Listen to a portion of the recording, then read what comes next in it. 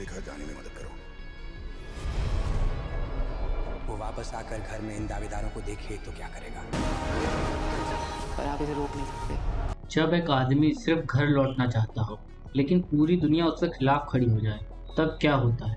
सोचो, एक वॉरियर जो ट्रोजन वॉर जीत कर निकला था, जिसे लोग हीरो कहते थे, जिसका नाम सुनते ही दुश्मन कांप उठते थे, वही आदमी समुंदर के बीच अकेला रह जाता है। ना उसके पास आर्मी है, ना किंगडम, ना सर्टेनिटी कि वो कभी अपने घर इथाका पहुंच भी पाएगा या नहीं। हर आइलैंड पर मौत उसका इंतजार कर रही है, हर रात कोई नई कर्ज उसकी तरफ बढ़ रही है और हर सुबह उसे एक और सेक्रीफाइस मांग रही है। ये सिर्फ एक जर्नी नहीं थी, ये एक इंसान की आइडेंटिटी, पेशेंस और सर्वाइवल की अल्टीमेट टेस्ट था।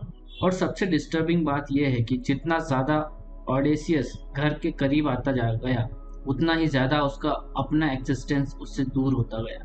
द ओडेसी सिर्फ एक पुरानी ग्रीक स्टोरी नहीं है, ये लोनलीनेस, टेम्पटेशन, रिवेंज और ह्यूमन एंड्योरेंस की ऐसी साइकोलॉजिकल एडवेंचर है जो आज भी मॉडर्न सिनेमा और स्टोरी टेलिंग को इंस्पायर करती है। द ओडेसी को जनरली वेस्टर्न लिटरेचर की फाउंडेशन माना जाता है।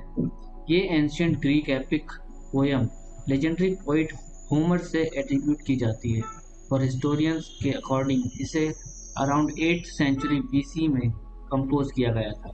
इसका कनेक्शन डायरेक्टली ट्रोजन वॉर के बाद के इवेंट से है, जो दूसरे फेमस एपिक द इलियड के कंट्रीब्यूशन की तरह देखा जाता है। स्टोरी का सेंट्रल कैरेक्टर है ओडेसियस, इथाका का किंग, जो ट्रोजन वॉर खत्म होने के बाद अपने घर वापस जाने की कोशिश करता है। लेकिन प्रॉब्लम ये थी कि वॉर खत्म होने के बाद भी उसके लिए असली बैटल शुरू हुई थी और इसी रीज़न की वजह से द ओडेसी को सिर्फ माइथोलॉजी नहीं बल्कि साइकोलॉजिकल सर्वाइवल स्टोरी भी माना जाता है।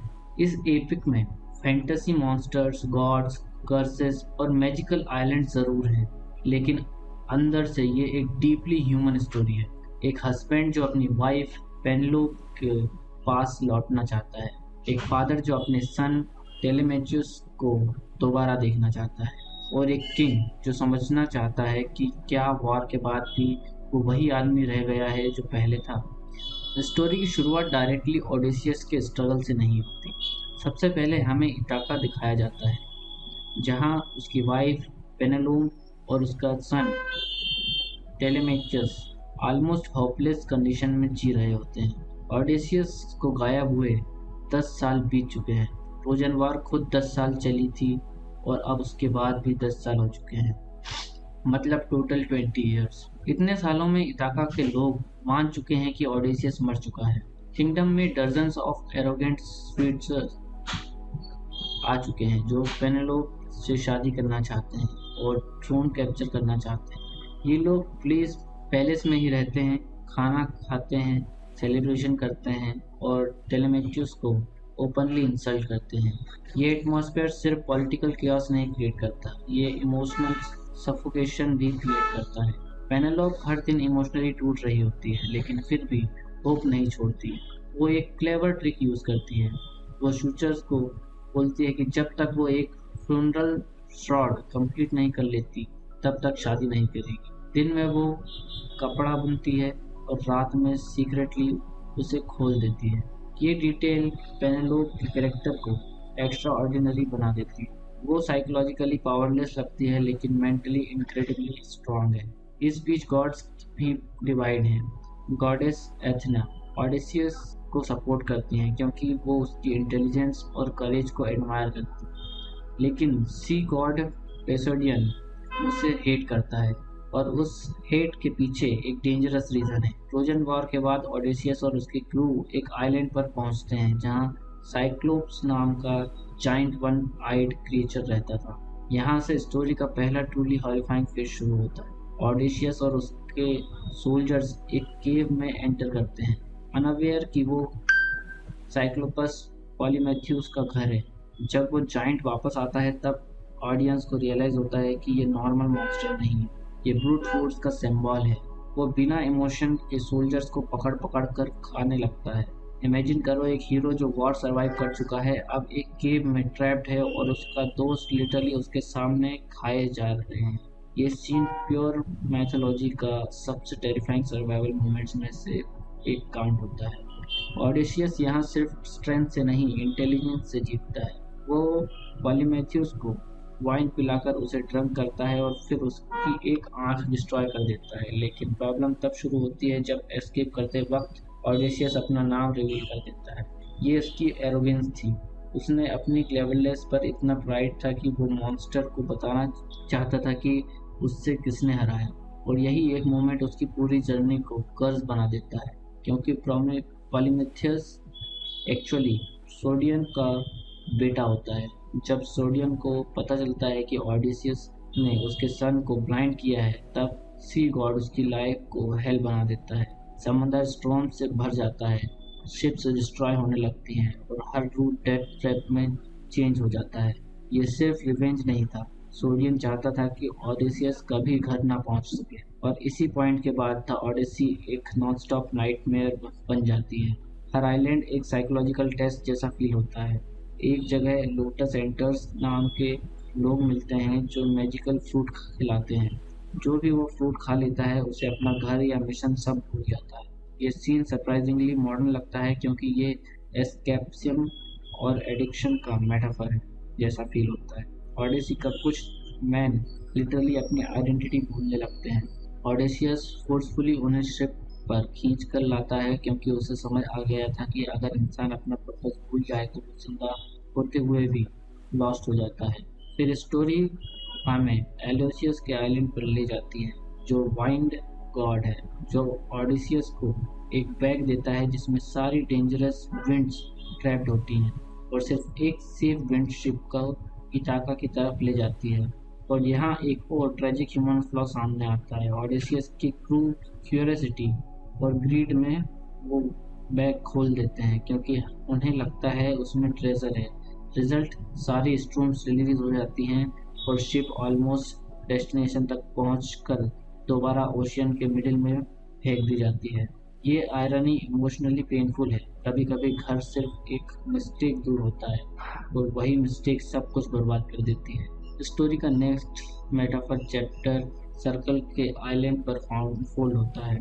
सर्कल एक एथेंट्रेस है जो ऑडिशियस के मैन को फिक्स मैन में ट्रांसफॉर्म कर देती है। ये सीन फैंटेसी से ज़्यादा सिंबॉलिक फील होता है। ह्यूमंस को एनिमल्स बना देना एक्चुअली उनके इनर वीकनेस और इंस्टिंक्ट्स को रिप्रेजेंट करता है, लेकिन ऑडिशियस को गॉड हर्मोस हेल्प करता है और वो सर्कल के मैजिक से बच जाता है। सरप्राइजिंगली सर्कल उसकी एनिमी को आलाय बना जाता है। ऑडिशियस एक साल तक उस आइलैंड पर रहता है और यहाँ ऑडियंस को फील होता है कि शायद हीरो अपनी जर्नी भूल रहा है। कंफर्टेबल लाइफ, प्लेजर और एस्केप उसे डिस्ट्रैक्ट करने लगते हैं, लेकिन फिर उसे रियलाइज होता है कि टेम्पररी पीस उसका रियल मिशन को रिप्लेस नहीं कर सकती। जब एक आदमी सिर्फ घर लौटना चाहता हो लेकिन पूरी दुनिया उसके खिलाफ खड़ी हो जाए, तब क्या होता है? सोचो एक वॉरियर जो ट्रोजन वॉर जीत कर निकला था, जिसे लोग हीरो कहते थे, जिसका नाम सुनते ही दुश्मन कांप उठते थे। वही आदमी समंदर के बीच अकेला रह जाता है। ना उसके पास आर्मी है, ना किंगडम, ना सर्टेनिटी कि वो कभी अपने घर इठाका पहुंच भी पाएगा या नहीं। हर आइलैंड पर मौत उसका इंतजार कर रही है। हर रात कोई नई कर्ज उसकी तरफ बढ़ रही है और हर सुबह उसे एक और सेक्रीफाइस मांग रही है। ये सिर्फ एक जर्नी नहीं थी, ये एक इंसान की आइडेंटिटी, पेशेंस और सर्वाइवल की अल्टीमेट टेस्ट था। और सबसे डिस्टर्बिंग बात यह है कि जितना ज़्यादा ऑडिशियस घर के करीब आता जा गया, उतना ही ज़्यादा उसका अपना एक्सिस्टेंस उससे दूर होता गया। द ओडेसी सिर्फ एक पुरानी ग्रीक स्टोरी नहीं है, ये लोनलीनेस, टेम्पटेशन, रिवेंज और ह्यूमन एंड्योरेंस की ऐसी साइकोलॉजिकल एडवेंचर है जो आज भी मॉडर्न सिनेमा और स्टोरी टेलिंग को इंस्पायर करती है। द ओडेसी को जनरली वेस्टर्न लिटरेचर की फाउंडेशन माना जाता है। ये ancient Greek epic poem legendary poet Homer से एट्रीब्यूट की जाती है और हिस्टोरियंस के अकॉर्डिंग इसे अराउंड 8th सेंचुरी BC में कंपोज किया गया था। इसका कनेक्शन डायरेक्टली ट्रोजन वॉर के बाद के इवेंट से है, जो दूसरे फेमस एपिक द इलियड के कंट्रीब्यूशन की तरह देखा जाता है। स्टोरी का सेंट्रल कैरेक्टर है ओडेसियस, इताका का किंग, जो ट्रोजन वॉर खत्म होने के बाद अपने घर वापस जाने की कोशिश करता है। लेकिन प्रॉब्लम ये थी कि वॉर खत्म होने के बाद भी उसके लिए असली बैटल शुरू हुई थी, और इसी रीज़न की वजह से द ओडेसी को सिर्फ माइथोलॉजी नहीं बल्कि साइकोलॉजिकल सर्वाइवल स्टोरी भी माना जाता है। इस एपिक में फैंटेसी मॉन्स्टर्स, गॉड्स, कर्सेस और मैजिकल आइलैंड ज़रूर हैं, लेकिन अंदर से ये एक डीपली ह्यूमन स्टोरी है।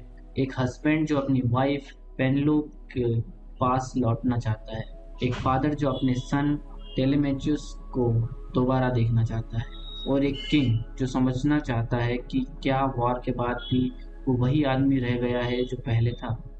स्टोरी की शुरुआत डायरेक्टली ओडेसियस के स्ट्रगल से नहीं होती। सबसे पहले हमें इताका दिखाया जाता है, जहाँ उसकी वाइफ पेनेलोप और उसका सन टेलेमेचस ऑलमोस्ट होपलेस कंडीशन में जी रहे होते हैं। ओडेसियस को गायब हुए 10 साल बीत चुके हैं। ट्रोजन वॉर खुद 10 साल चली थी और अब उसके बाद भी 10 साल हो चुके हैं, मतलब टोटल 20 ईयर्स। इतने सालों में इताका के लोग मान चुके हैं कि ओडेसियस मर चुका है। किंगडम में डजन्स ऑफ एरोगेंट स्वीट्स आ चुके हैं जो पेनेलोप से शादी करना चाहते हैं और थ्रोन कैप्चर करना चाहते हैं। ये लोग पैलेस में ही रहते हैं, खाना खाते हैं, सेलिब्रेशन करते हैं और टेलेमेचुस को ओपनली इंसल्ट करते हैं। ये एटमॉस्फेयर सिर्फ पॉलिटिकल chaos नहीं क्रिएट करता, ये इमोशनल सफोकेशन भी क्रिएट करता है। पेनेलोप हर दिन इमोशनली टूट रही होती है, लेकिन फिर भी होप नहीं छोड़ती। वो एक क्लेवर ट्रिक यूज करती है। वो शूचर्स को बोलती है कि जब तक वो एक फ्यूनरल श्रॉड कंप्लीट नहीं कर लेती तब तक शादी नहीं करेगी। दिन में वो कपड़ा बुनती है और रात में सीक्रेटली उसे खोल देती है। ये डिटेल पेनेलोप के कैरेक्टर को एक्स्ट्रा ऑर्डिनरी बना देती है। वो साइकोलॉजिकली पावरलेस लगती है लेकिन मेंटली इनक्रेडिबली स्ट्रांग है। इस बीच गॉड्स भी डिवाइड हैं। गॉडेस एथना ओडेसियस को सपोर्ट करती हैं क्योंकि वो उसकी इंटेलिजेंस और करेज को एडमायर करती है, लेकिन सी गॉड पेसोडियन उसे हेट करता है, और उस हेट के पीछे एक डेंजरस रीजन है। ट्रोजन वॉर के बाद ओडेसियस और उसकी क्रू एक आइलैंड पर पहुंचते हैं जहां साइक्लोप्स नाम का जाइंट वन आइड क्रिएचर रहता था। यहाँ से स्टोरी का पहला ट्रूली हॉरिफाइंग फेज शुरू होता है। ओडेसियस और उसके सोल्जर्स एक केव में एंटर करते हैं, अनअवेयर कि वो साइक्लोपस पॉलीमेथ्यूस का घर है। जब वो जाइंट वापस आता है तब ऑडियंस को रियलाइज होता है कि ये नॉर्मल मॉन्स्टर नहीं है, ये ब्रूट फोर्स का सिंबल है। वो बिना इमोशन के सोल्जर्स को पकड़ पकड़ कर खाने लगता है। इमेजिन करो एक हीरो जो वॉर सरवाइव कर चुका है अब एक केव में ट्रैप्ड है और उसका दोस्त लिटरली उसके सामने खाए जा रहे हैं। ये सीन प्योर मैथोलॉजी का सबसे टेरिफाइंग सर्वाइवल मोमेंट्स में से एक काउंट होता है। ओडेसियस यहाँ सिर्फ स्ट्रेंथ से नहीं इंटेलिजेंस से जीतता है। वो पॉलीमेथ्यूस को वाइन पिलाकर उसे ड्रंक करता है और फिर उसकी एक आंख डिस्ट्रॉय कर देता है। लेकिन प्रॉब्लम तब शुरू होती है जब एस्केप करते वक्त ओडेसियस अपना नाम रिवील कर देता है। ये उसकी एरोगेंस थी। उसने अपनी क्लेवरनेस पर इतना प्राइड था कि वो मॉन्स्टर को बताना चाहता था कि उससे किसने हराया, और यही एक मोमेंट उसकी पूरी जर्नी को कर्ज बना देता है, क्योंकि पॉलीमेथियस एक्चुअली सोडियन का बेटा होता है। जब सोडियन को पता चलता है कि ओडेसियस ने उसके सन को ब्लाइंड किया है तब सी गॉड उसकी लाइफ को हेल बना देता है। समंदर स्टॉर्म से भर जाता है, शिप्स डिस्ट्रॉय होने लगती हैं और हर रूट डेथ ट्रैप में चेंज हो जाता है। ये सिर्फ रिवेंज नहीं था, सोडियन चाहता था कि ओडेसियस कभी घर ना पहुंच सके, और इसी पॉइंट के बाद था ओडेसी एक नॉनस्टॉप नाइटमेयर बन जाती है। हर आइलैंड एक साइकोलॉजिकल टेस्ट जैसा फील होता है। एक जगह लोटस एंटर्स नाम के लोग मिलते हैं जो मैजिकल फ्रूट खिलाते हैं। जो भी वो फ्रूट खा लेता है उसे अपना घर या मिशन सब भूल जाता है। ये सीन सरप्राइजिंगली मॉडर्न लगता है क्योंकि ये एस्केपिज्म और एडिक्शन का मेटाफर है जैसा फील होता है।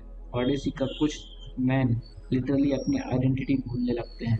ओडेसियस फोर्सफुली उन्हें शिप पर खींच कर लाता है क्योंकि उसे समझ आ गया था कि अगर इंसान अपना पर्पस भूल जाए तो वो जिंदा होते हुए भी लॉस्ट हो जाता है। फिर स्टोरी हमें एलोसियस के आइलैंड पर ले जाती है, जो वाइंड गॉड है, जो ऑडिसियस को एक बैग देता है जिसमें सारी डेंजरस विंड्स ट्रैप्ड होती हैं और सिर्फ एक सेफ विंड शिप को इटाका की तरफ ले जाती है। और यहाँ एक और ट्रेजिक ह्यूमन फ्लॉ सामने आता है। ऑडिसियस की क्रू क्यूरियोसिटी और ग्रीड में वो बैग खोल देते हैं क्योंकि उन्हें लगता है उसमें ट्रेजर है। रिजल्ट, सारी स्टोन्स रिलीज हो जाती हैं और शिप ऑलमोस्ट डेस्टिनेशन तक पहुंचकर दोबारा ओशियन के मिडिल में फेंक दी जाती है। ये आयरनी इमोशनली पेनफुल है। कभी कभी घर सिर्फ एक मिस्टेक दूर होता है और वही मिस्टेक सब कुछ बर्बाद कर देती है। स्टोरी का नेक्स्ट मेटाफर चैप्टर सर्कल के आइलैंड पर फोल्ड होता है। सर्कल एक एथेंट्रेस है जो ऑडिसियस के मैन को पिक्स मैन में ट्रांसफॉर्म कर देती है। ये सीन फैंटेसी से ज़्यादा सिंबॉलिक फील होता है। ह्यूमंस को एनिमल्स बना देना एक्चुअली उनके इनर वीकनेस और इंस्टिंक्ट्स को रिप्रेजेंट करता है, लेकिन ऑडिसियस को गॉड हर्मोस हेल्प करता है और वो सर्कल के मैजिक से बच जाता है। सरप्राइजिंगली सर्कल उसकी एनिमी को आलाय बना जाता है। ऑडिसियस 1 साल तक उस आइलैंड पर रहता है और यहाँ ऑडियंस को फील होता है कि शायद हीरो अपनी जर्नी भूल रहा है। कंफर्टेबल लाइफ, प्लेजर और एस्केप उसे डिस्ट्रैक्ट करने लगते हैं, लेकिन फिर उसे रियलाइज होता है कि टेम्पररी पीस उसका रियल मिशन को रिप्लेस नहीं कर सकती। जब एक आदमी सिर्फ घर लौटना चाहता हो लेकिन पूरी दुनिया उसके खिलाफ खड़ी हो जाए, तब क्या होता है? सोचो, एक वॉरियर जो ट्रोजन वॉर जीत कर निकला था, जिसे लोग हीरो कहते थे, जिसका नाम सुनते ही दुश्मन कांप उठते थे, वही आदमी समंदर के बीच अकेला रह जाता है। ना उसके पास आर्मी है, ना किंगडम, ना सर्टेनिटी कि वो कभी अपने घर इठाका पहुंच भी पाएगा या नहीं। हर आइलैंड पर मौत उसका इंतजार कर रही है। हर रात कोई नई कर्ज उसकी तरफ बढ़ रही है और हर सुबह उसे एक और सेक्रीफाइस मांग रही है। ये सिर्फ एक जर्नी नहीं थी, ये एक इंसान की आइडेंटिटी, पेशेंस और सर्वाइवल की अल्टीमेट टेस्ट था। और सबसे डिस्टर्बिंग बात यह है कि जितना ज़्यादा ऑडिसियस घर के करीब आता जा गया, उतना ही ज़्यादा उसका अपना एक्सिस्टेंस उससे दूर होता गया। द ओडेसी सिर्फ एक पुरानी ग्रीक स्टोरी नहीं है, ये लोनलीनेस, टेम्पटेशन, रिवेंज और ह्यूमन एंड्योरेंस की ऐसी साइकोलॉजिकल एडवेंचर है जो आज भी मॉडर्न सिनेमा और स्टोरी टेलिंग को इंस्पायर करती है। द ओडेसी को जनरली वेस्टर्न लिटरेचर की फाउंडेशन माना जाता है। ये ancient Greek epic poem legendary poet Homer से एट्रीब्यूट की जाती है और हिस्टोरियंस के अकॉर्डिंग इसे अराउंड 8th सेंचुरी BC में कंपोज किया गया था।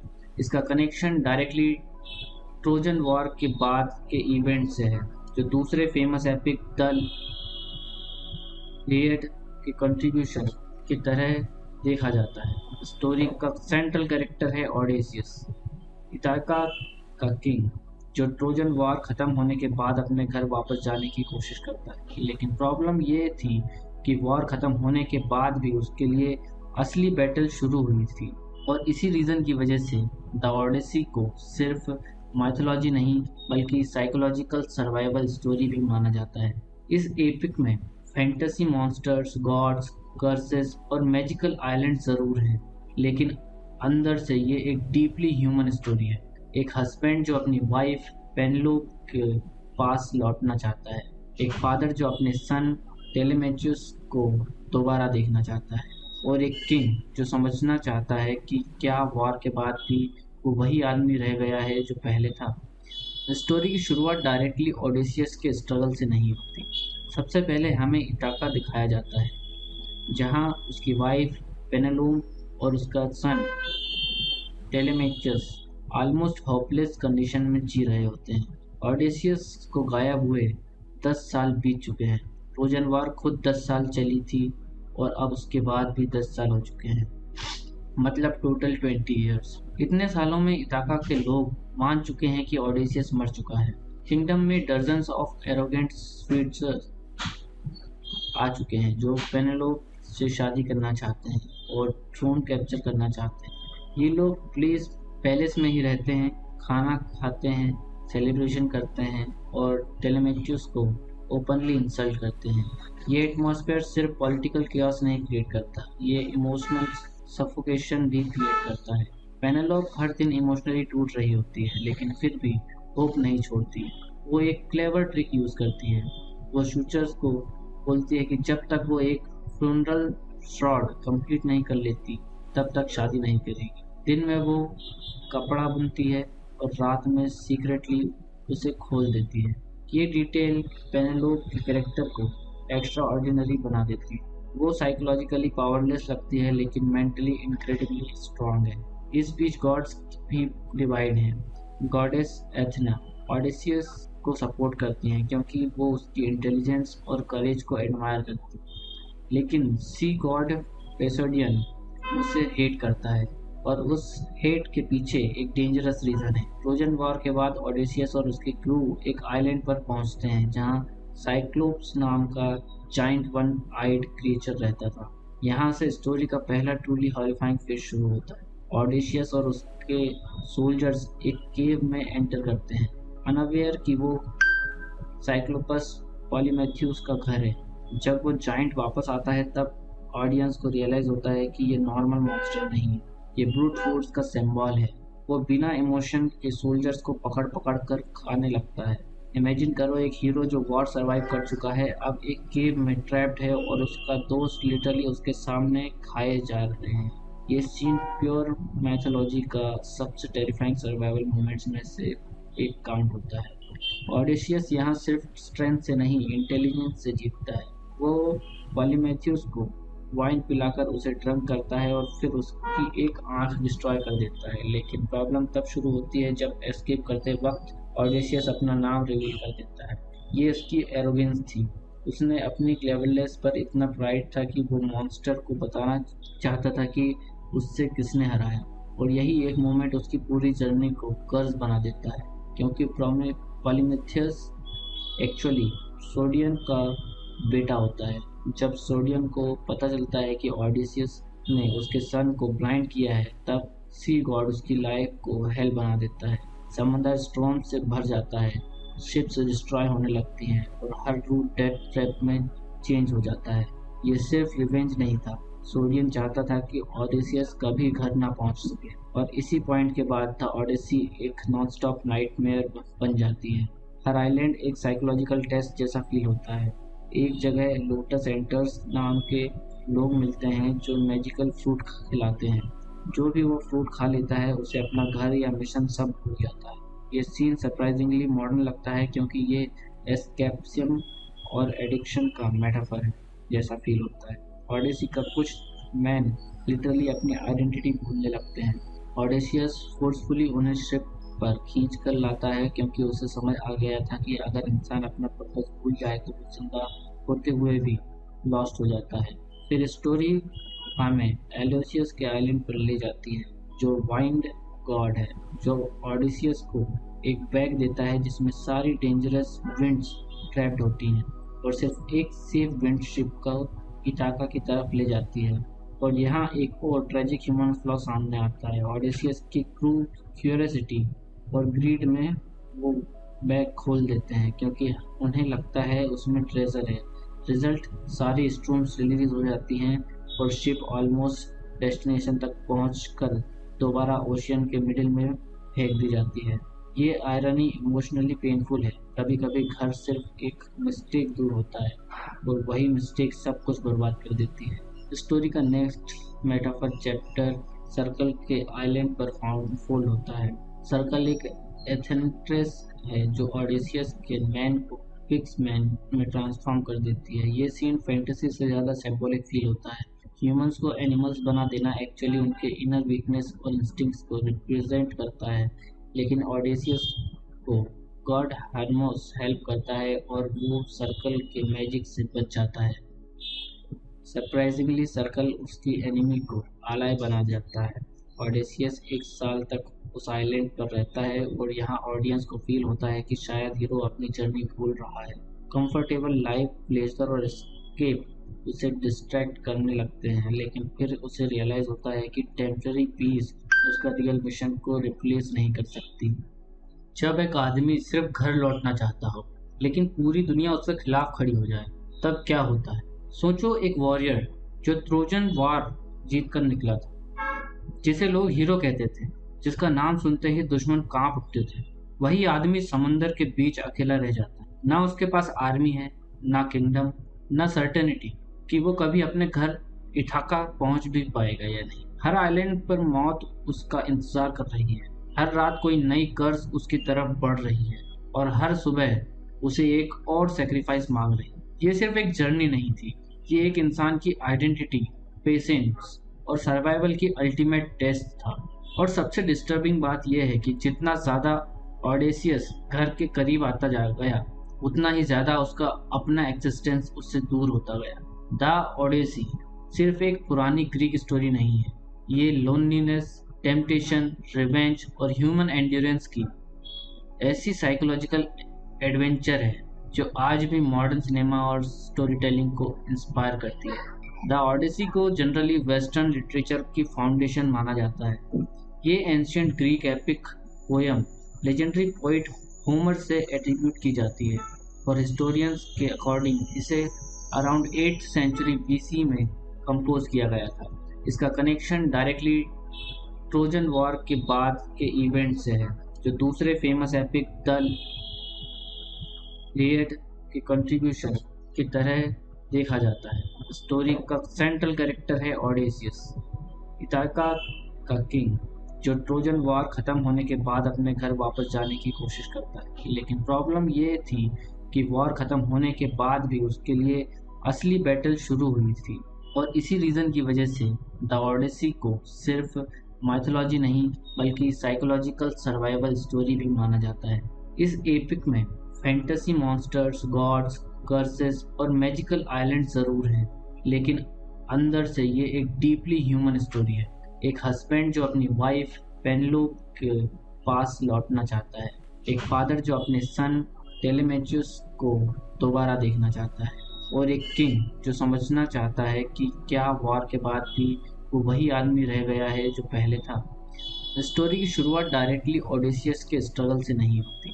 सबसे पहले हमें इथाका दिखाया जाता है, जहाँ उसकी वाइफ पेनेलोप और उसका सन टेलेमेचस ऑलमोस्ट होपलेस कंडीशन में जी रहे होते हैं। ओडेसियस को गायब हुए 10 साल बीत चुके हैं। ट्रोजन वॉर खुद 10 साल चली थी और अब उसके बाद भी 10 साल हो चुके हैं, मतलब टोटल 20 ईयर्स। इतने सालों में इथाका के लोग मान चुके हैं कि ओडेसियस मर चुका है। किंगडम में डजन्स ऑफ एरोगेंट स्वीट्सर्स आ चुके हैं जो पेनेलोप से शादी करना चाहते हैं और थ्रोन कैप्चर करना चाहते हैं। ये लोग प्लीज पैलेस में ही रहते हैं, खाना खाते हैं, सेलिब्रेशन करते हैं और टेलेमेचुस को ओपनली इंसल्ट करते हैं। ये एटमॉस्फेयर सिर्फ पॉलिटिकल कियास नहीं क्रिएट करता, ये इमोशनल सफोकेशन भी क्रिएट करता है। पेनेलोप हर दिन इमोशनली टूट रही होती है, लेकिन फिर भी होप नहीं छोड़ती है। वो एक क्लेवर ट्रिक यूज़ करती है। वो शूचर्स को बोलती है कि जब तक वो एक फ्यूनरल श्रॉड कंप्लीट नहीं कर लेती, तब तक शादी नहीं करेगी। दिन में वो कपड़ा बुनती है और रात में सीक्रेटली उसे खोल देती है। ये डिटेल पेनेलोप के कैरेक्टर को एक्स्ट्रा ऑर्डिनरी बना देती है। वो साइकोलॉजिकली पावरलेस लगती है लेकिन मेंटली इनक्रेडिबली स्ट्रांग है। इस बीच गॉड्स भी डिवाइड हैं। गॉडेस एथना ओडेसियस को सपोर्ट करती हैं क्योंकि वो उसकी इंटेलिजेंस और करेज को एडमायर करती है, लेकिन सी गॉड पेसोडियन उसे हेट करता है और उस हेट के पीछे एक डेंजरस रीज़न है। ट्रोजन वॉर के बाद ओडेसियस और उसकी क्रू एक आइलैंड पर पहुंचते हैं जहां साइक्लोप्स नाम का जाइंट वन आइड क्रिएचर रहता था। यहाँ से स्टोरी का पहला ट्रूली हॉरिफाइंग फेज शुरू होता है। ओडेसियस और उसके सोल्जर्स एक केव में एंटर करते हैं, अनअवेयर कि वो साइक्लोपस पॉलीमेथ्यूस का घर है। जब वो जाइंट वापस आता है तब ऑडियंस को रियलाइज होता है कि ये नॉर्मल मॉन्स्टर नहीं है, ये ब्रूट फोर्स का सिंबल है। वो बिना इमोशन के सोल्जर्स को पकड़ पकड़ कर खाने लगता है। इमेजिन करो एक हीरो जो वॉर सर्वाइव कर चुका है अब एक केव में ट्रैप्ड है और उसका दोस्त लिटरली उसके सामने खाए जा रहे हैं। ये सीन प्योर मैथोलॉजी का सबसे टेरिफाइंग सर्वाइवल मोमेंट्स में से एक काउंट होता है। ओडेसियस यहाँ सिर्फ स्ट्रेंथ से नहीं इंटेलिजेंस से जीतता है। वो पॉलीमेथियस को वाइन पिलाकर उसे ड्रंक करता है और फिर उसकी एक आंख डिस्ट्रॉय कर देता है। लेकिन प्रॉब्लम तब शुरू होती है जब एस्केप करते वक्त ऑडेसियस अपना नाम रिवील कर देता है। ये उसकी एरोगेंस थी। उसने अपनी क्लेवरनेस पर इतना प्राइड था कि वो मॉन्स्टर को बताना चाहता था कि उससे किसने हराया, और यही एक मोमेंट उसकी पूरी जर्नी को कर्स बना देता है, क्योंकि पॉलीमेथियस एक्चुअली सोडियन का बेटा होता है। जब सोडियन को पता चलता है कि ऑडिसियस ने उसके सन को ब्लाइंड किया है, तब सी गॉड उसकी लाइफ को हेल बना देता है। समंदर स्टॉर्म से भर जाता है, शिप्स डिस्ट्रॉय होने लगती हैं और हर रूट डेथ ट्रैप में चेंज हो जाता है। ये सिर्फ रिवेंज नहीं था, सोडियन चाहता था कि ऑडिसियस कभी घर ना पहुंच सके, और इसी पॉइंट के बाद द ऑडिसी एक नॉन-स्टॉप नाइटमेयर बन जाती है। हर आइलैंड एक साइकोलॉजिकल टेस्ट जैसा फील होता है। एक जगह लोटस एंटर्स नाम के लोग मिलते हैं जो मैजिकल फ्रूट खिलाते हैं। जो भी वो फ्रूट खा लेता है उसे अपना घर या मिशन सब भूल जाता है। ये सीन सरप्राइजिंगली मॉडर्न लगता है क्योंकि ये एस्केपिज्म और एडिक्शन का मेटाफर है जैसा फील होता है। ऑडिसी का कुछ मैन लिटरली अपनी आइडेंटिटी भूलने लगते हैं। ऑडेसियस फोर्सफुली उन्हें शिप पर खींच कर लाता है क्योंकि उसे समझ आ गया था कि अगर इंसान अपना पर्पस भूल जाए तो वो जिंदा होते हुए भी लॉस्ट हो जाता है। फिर स्टोरी हमें एलोसियस के आइलैंड पर ले जाती है जो वाइंड गॉड है, जो ऑडिसियस को एक बैग देता है जिसमें सारी डेंजरस विंड्स ट्रैप्ड होती हैं और सिर्फ एक सेफ विंड शिप को इटाका की तरफ ले जाती है। और यहाँ एक और ट्रेजिक ह्यूमन फ्लॉ सामने आता है। ऑडिसियस की क्रू क्यूरियोसिटी और ग्रीड में वो बैग खोल देते हैं क्योंकि उन्हें लगता है उसमें ट्रेजर है। रिजल्ट सारी स्ट्रूम्स रिलीज हो जाती हैं और शिप ऑलमोस्ट डेस्टिनेशन तक पहुंचकर दोबारा ओशियन के मिडिल में फेंक दी जाती है। ये आयरनी इमोशनली पेनफुल है। कभी कभी घर सिर्फ एक मिस्टेक दूर होता है और वही मिस्टेक सब कुछ बर्बाद कर देती है। स्टोरी का नेक्स्ट मेटाफर चैप्टर सर्कल के आइलैंड पर फोल्ड होता है। सर्कल एक एथेंट्रेस है जो ऑडिसियस के मैन को फिक्स मैन में ट्रांसफॉर्म कर देती है। ये सीन फैंटेसी से ज़्यादा सिंबॉलिक फील होता है। ह्यूमंस को एनिमल्स बना देना एक्चुअली उनके इनर वीकनेस और इंस्टिंक्ट्स को रिप्रेजेंट करता है, लेकिन ऑडिसियस को गॉड हर्मोस हेल्प करता है और वो सर्कल के मैजिक से बच जाता है। सरप्राइजिंगली सर्कल उसकी एनिमी को आलाय बना जाता है। ऑडिसियस एक साल तक उस आइलैंड पर रहता है और यहाँ ऑडियंस को फील होता है कि शायद हीरो अपनी जर्नी भूल रहा है। कंफर्टेबल लाइफ, प्लेजर और एस्केप उसे डिस्ट्रैक्ट करने लगते हैं, लेकिन फिर उसे रियलाइज होता है कि टेम्पररी पीस उसका रियल मिशन को रिप्लेस नहीं कर सकती। जब एक आदमी सिर्फ घर लौटना चाहता हो लेकिन पूरी दुनिया उसके खिलाफ खड़ी हो जाए, तब क्या होता है? सोचो, एक वॉरियर जो ट्रोजन वॉर जीत कर निकला था, जिसे लोग हीरो कहते थे, जिसका नाम सुनते ही दुश्मन कांप उठते थे, वही आदमी समंदर के बीच अकेला रह जाता है। ना उसके पास आर्मी है, ना किंगडम, ना सर्टेनिटी कि वो कभी अपने घर इठाका पहुंच भी पाएगा या नहीं। हर आइलैंड पर मौत उसका इंतजार कर रही है। हर रात कोई नई कर्ज उसकी तरफ बढ़ रही है और हर सुबह उसे एक और सेक्रीफाइस मांग रही है। ये सिर्फ एक जर्नी नहीं थी, ये एक इंसान की आइडेंटिटी, पेशेंस और सर्वाइवल की अल्टीमेट टेस्ट था।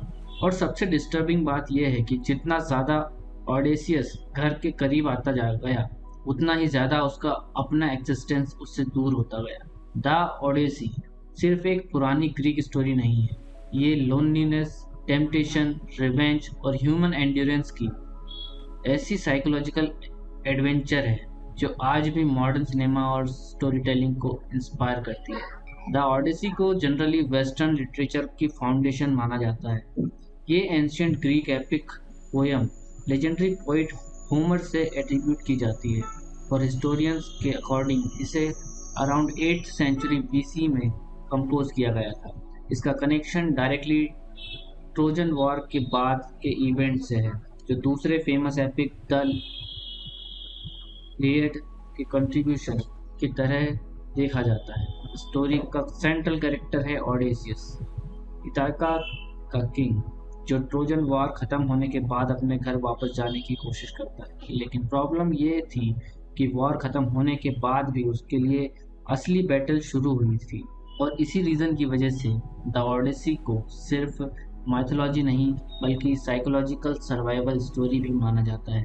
इस एपिक में फैंटेसी मॉन्स्टर्स, गॉड्स, कर्सेस और मैजिकल आइलैंड ज़रूर हैं, लेकिन अंदर से ये एक डीपली ह्यूमन स्टोरी है। एक हस्बैंड जो अपनी वाइफ पेनेलोप के पास लौटना चाहता है, एक फादर जो अपने सन टेलेमेचुस को दोबारा देखना चाहता है, और एक किंग जो समझना चाहता है कि क्या वॉर के बाद भी वो वही आदमी रह गया है जो पहले था। स्टोरी की शुरुआत डायरेक्टली ओडेसियस के स्ट्रगल से नहीं होती। सबसे पहले हमें इटाका दिखाया जाता है, जहाँ उसकी वाइफ पेनेलोप और उसका सन टेलेमेचस ऑलमोस्ट होपलेस कंडीशन में जी रहे होते हैं। ओडेसियस को गायब हुए 10 साल बीत चुके हैं। ट्रोजन वॉर खुद 10 साल चली थी और अब उसके बाद भी 10 साल हो चुके हैं, मतलब टोटल 20 ईयर्स। इतने सालों में इटाका के लोग मान चुके हैं कि ओडेसियस मर चुका है। किंगडम में डजन्स ऑफ एरोगेंट स्वीट्स आ चुके हैं जो पेनेलोप से शादी करना चाहते हैं और थ्रोन कैप्चर करना चाहते हैं। ये लोग पैलेस में ही रहते हैं, खाना खाते हैं, सेलिब्रेशन करते हैं और टेलेमेचुस को ओपनली इंसल्ट करते हैं। ये एटमॉस्फेयर सिर्फ पॉलिटिकल कियोस नहीं क्रिएट करता, ये इमोशनल सफोकेशन भी क्रिएट करता है। पेनेलोप हर दिन इमोशनली टूट रही होती है, लेकिन फिर भी होप नहीं छोड़ती। वो एक क्लेवर ट्रिक यूज करती है। वो शूचर्स को बोलती है कि जब तक वो एक फ्यूनरल श्रॉड कंप्लीट नहीं कर लेती तब तक शादी नहीं करेगी। दिन में वो कपड़ा बुनती है और रात में सीक्रेटली उसे खोल देती है। ये डिटेल पेनेलोप के कैरेक्टर को एक्स्ट्रा ऑर्डिनरी बना देती है। वो साइकोलॉजिकली पावरलेस लगती है लेकिन मेंटली इनक्रेडिबली स्ट्रांग है। इस बीच गॉड्स भी डिवाइड हैं। गॉडेस एथना ओडेसियस को सपोर्ट करती हैं क्योंकि वो उसकी इंटेलिजेंस और करेज को एडमायर करती है, लेकिन सी गॉड पेसोडियन उसे हेट करता है और उस हेट के पीछे एक डेंजरस रीजन है। ट्रोजन वॉर के बाद ओडेसियस और उसकी क्रू एक आइलैंड पर पहुंचते हैं जहां साइक्लोप्स नाम का जाइंट वन आइड क्रिएचर रहता था। यहाँ से स्टोरी का पहला ट्रूली हॉरिफाइंग फेज शुरू होता है। ओडेसियस और उसके सोल्जर्स एक केव में एंटर करते हैं, अनअवेयर कि वो साइक्लोपस पॉलीमेथ्यूस का घर है।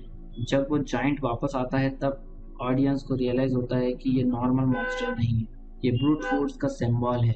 वो बिना इमोशन के सोल्जर्स को पकड़ पकड़ कर खाने लगता है। इमेजिन करो एक हीरो जो वॉर सरवाइव कर चुका है अब एक केव में ट्रैप्ड है और उसका दोस्त लिटरली उसके सामने खाए जा रहे हैं। ये सीन प्योर मैथोलॉजी का सबसे टेरिफाइंग सर्वाइवल मोमेंट्स में से एक काउंट होता है। ओडेसियस यहाँ सिर्फ स्ट्रेंथ से नहीं इंटेलिजेंस से जीतता है।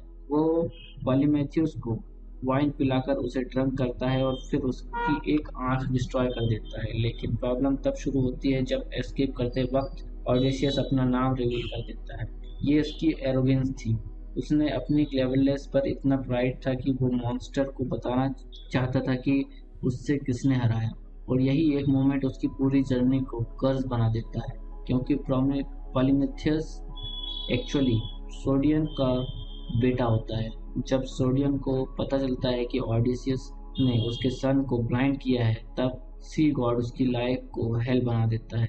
समंदर स्टॉर्म से भर जाता है, शिप्स डिस्ट्रॉय होने लगती हैं और हर रूट डेथ ट्रैप में चेंज हो जाता है। ये सिर्फ रिवेंज नहीं था, सोडियन चाहता था कि ओडेसियस कभी घर ना पहुंच सके, और इसी पॉइंट के बाद द ओडेसी एक नॉनस्टॉप नाइटमेयर बन जाती है। हर आइलैंड एक साइकोलॉजिकल टेस्ट जैसा फील होता है। एक जगह लोटस एंटर्स नाम के लोग मिलते हैं जो मैजिकल फ्रूट खिलाते हैं। जो भी वो फ्रूट खा लेता है उसे अपना घर या मिशन सब भूल जाता है। ये सीन सरप्राइजिंगली मॉडर्न लगता है क्योंकि ये एस्केपिज्म और एडिक्शन का मेटाफर है जैसा फील होता है। ओडेसी का कुछ मैन लिटरली अपनी आइडेंटिटी भूलने लगते हैं। ओडेसियस फोर्सफुली उन्हें शिप पर खींच कर लाता है क्योंकि उसे समझ आ गया था कि अगर इंसान अपना पर्पस भूल जाए तो वो जिंदा होते हुए भी लॉस्ट हो जाता है। फिर स्टोरी हमें एलोसियस के आइलैंड पर ले जाती है जो वाइंड गॉड है, जो ओडेसियस को एक बैग देता है जिसमें सारी डेंजरस विंड्स ट्रैप्ड होती हैं और सिर्फ एक सेफ विंड शिप को इटाका की तरफ ले जाती है। और यहाँ एक और ट्रेजिक ह्यूमन फ्लॉ सामने आता है। ऑडिसियस की क्रू क्यूरियोसिटी और ग्रीड में वो बैग खोल देते हैं क्योंकि उन्हें लगता है उसमें ट्रेजर है। रिजल्ट, सारी स्ट्रूम्स रिलीज हो जाती हैं और शिप ऑलमोस्ट डेस्टिनेशन तक पहुंचकर दोबारा ओशियन के मिडिल में फेंक दी जाती है। ये आयरनी इमोशनली पेनफुल है। कभी कभी घर सिर्फ एक मिस्टेक दूर होता है और वही मिस्टेक सब कुछ बर्बाद कर देती है। स्टोरी का नेक्स्ट मेटाफर चैप्टर सर्कल के आइलैंड पर फोल्ड होता है। सर्कल एक एथेंट्रेस है जो ऑडिसियस के मैन को पिक्स मैन में ट्रांसफॉर्म कर देती है। ये सीन फैंटेसी से ज़्यादा सिंबॉलिक फील होता है। ह्यूमंस को एनिमल्स बना देना एक्चुअली उनके इनर वीकनेस और इंस्टिंक्ट्स को रिप्रेजेंट करता है, लेकिन ऑडिसियस को गॉड हर्मोस हेल्प करता है और वो सर्कल के मैजिक से बच जाता है। सरप्राइजिंगली सर्कल उसकी एनिमी को आलाय बना जाता है। ऑडिसियस एक साल तक उस आइलैंड पर रहता है और यहाँ ऑडियंस को फील होता है कि शायद हीरो अपनी जर्नी भूल रहा है। कंफर्टेबल लाइफ, प्लेजर और एस्केप उसे डिस्ट्रैक्ट करने लगते हैं, लेकिन फिर उसे रियलाइज होता है कि टेम्पररी पीस उसका रियल मिशन को रिप्लेस नहीं कर सकती।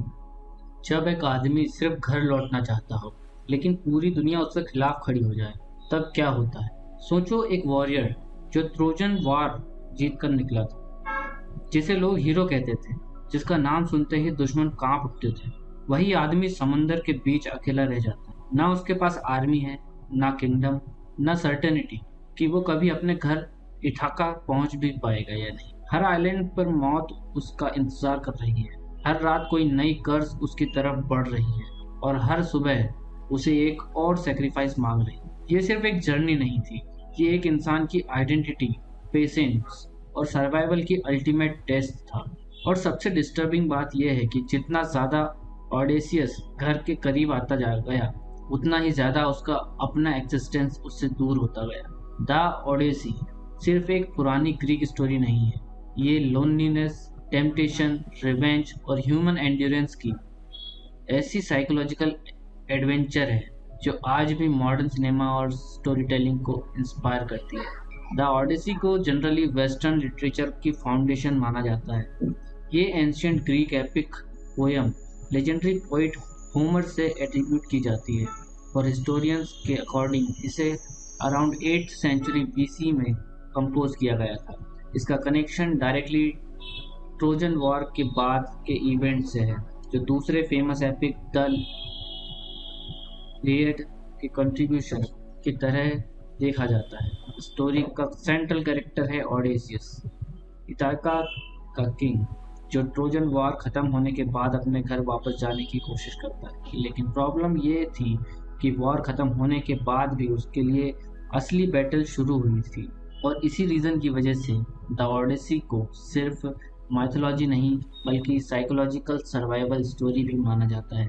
इस एपिक में फैंटेसी मॉन्स्टर्स, गॉड्स, कर्सेस और मैजिकल आइलैंड ज़रूर हैं, लेकिन अंदर से ये एक डीपली ह्यूमन स्टोरी है।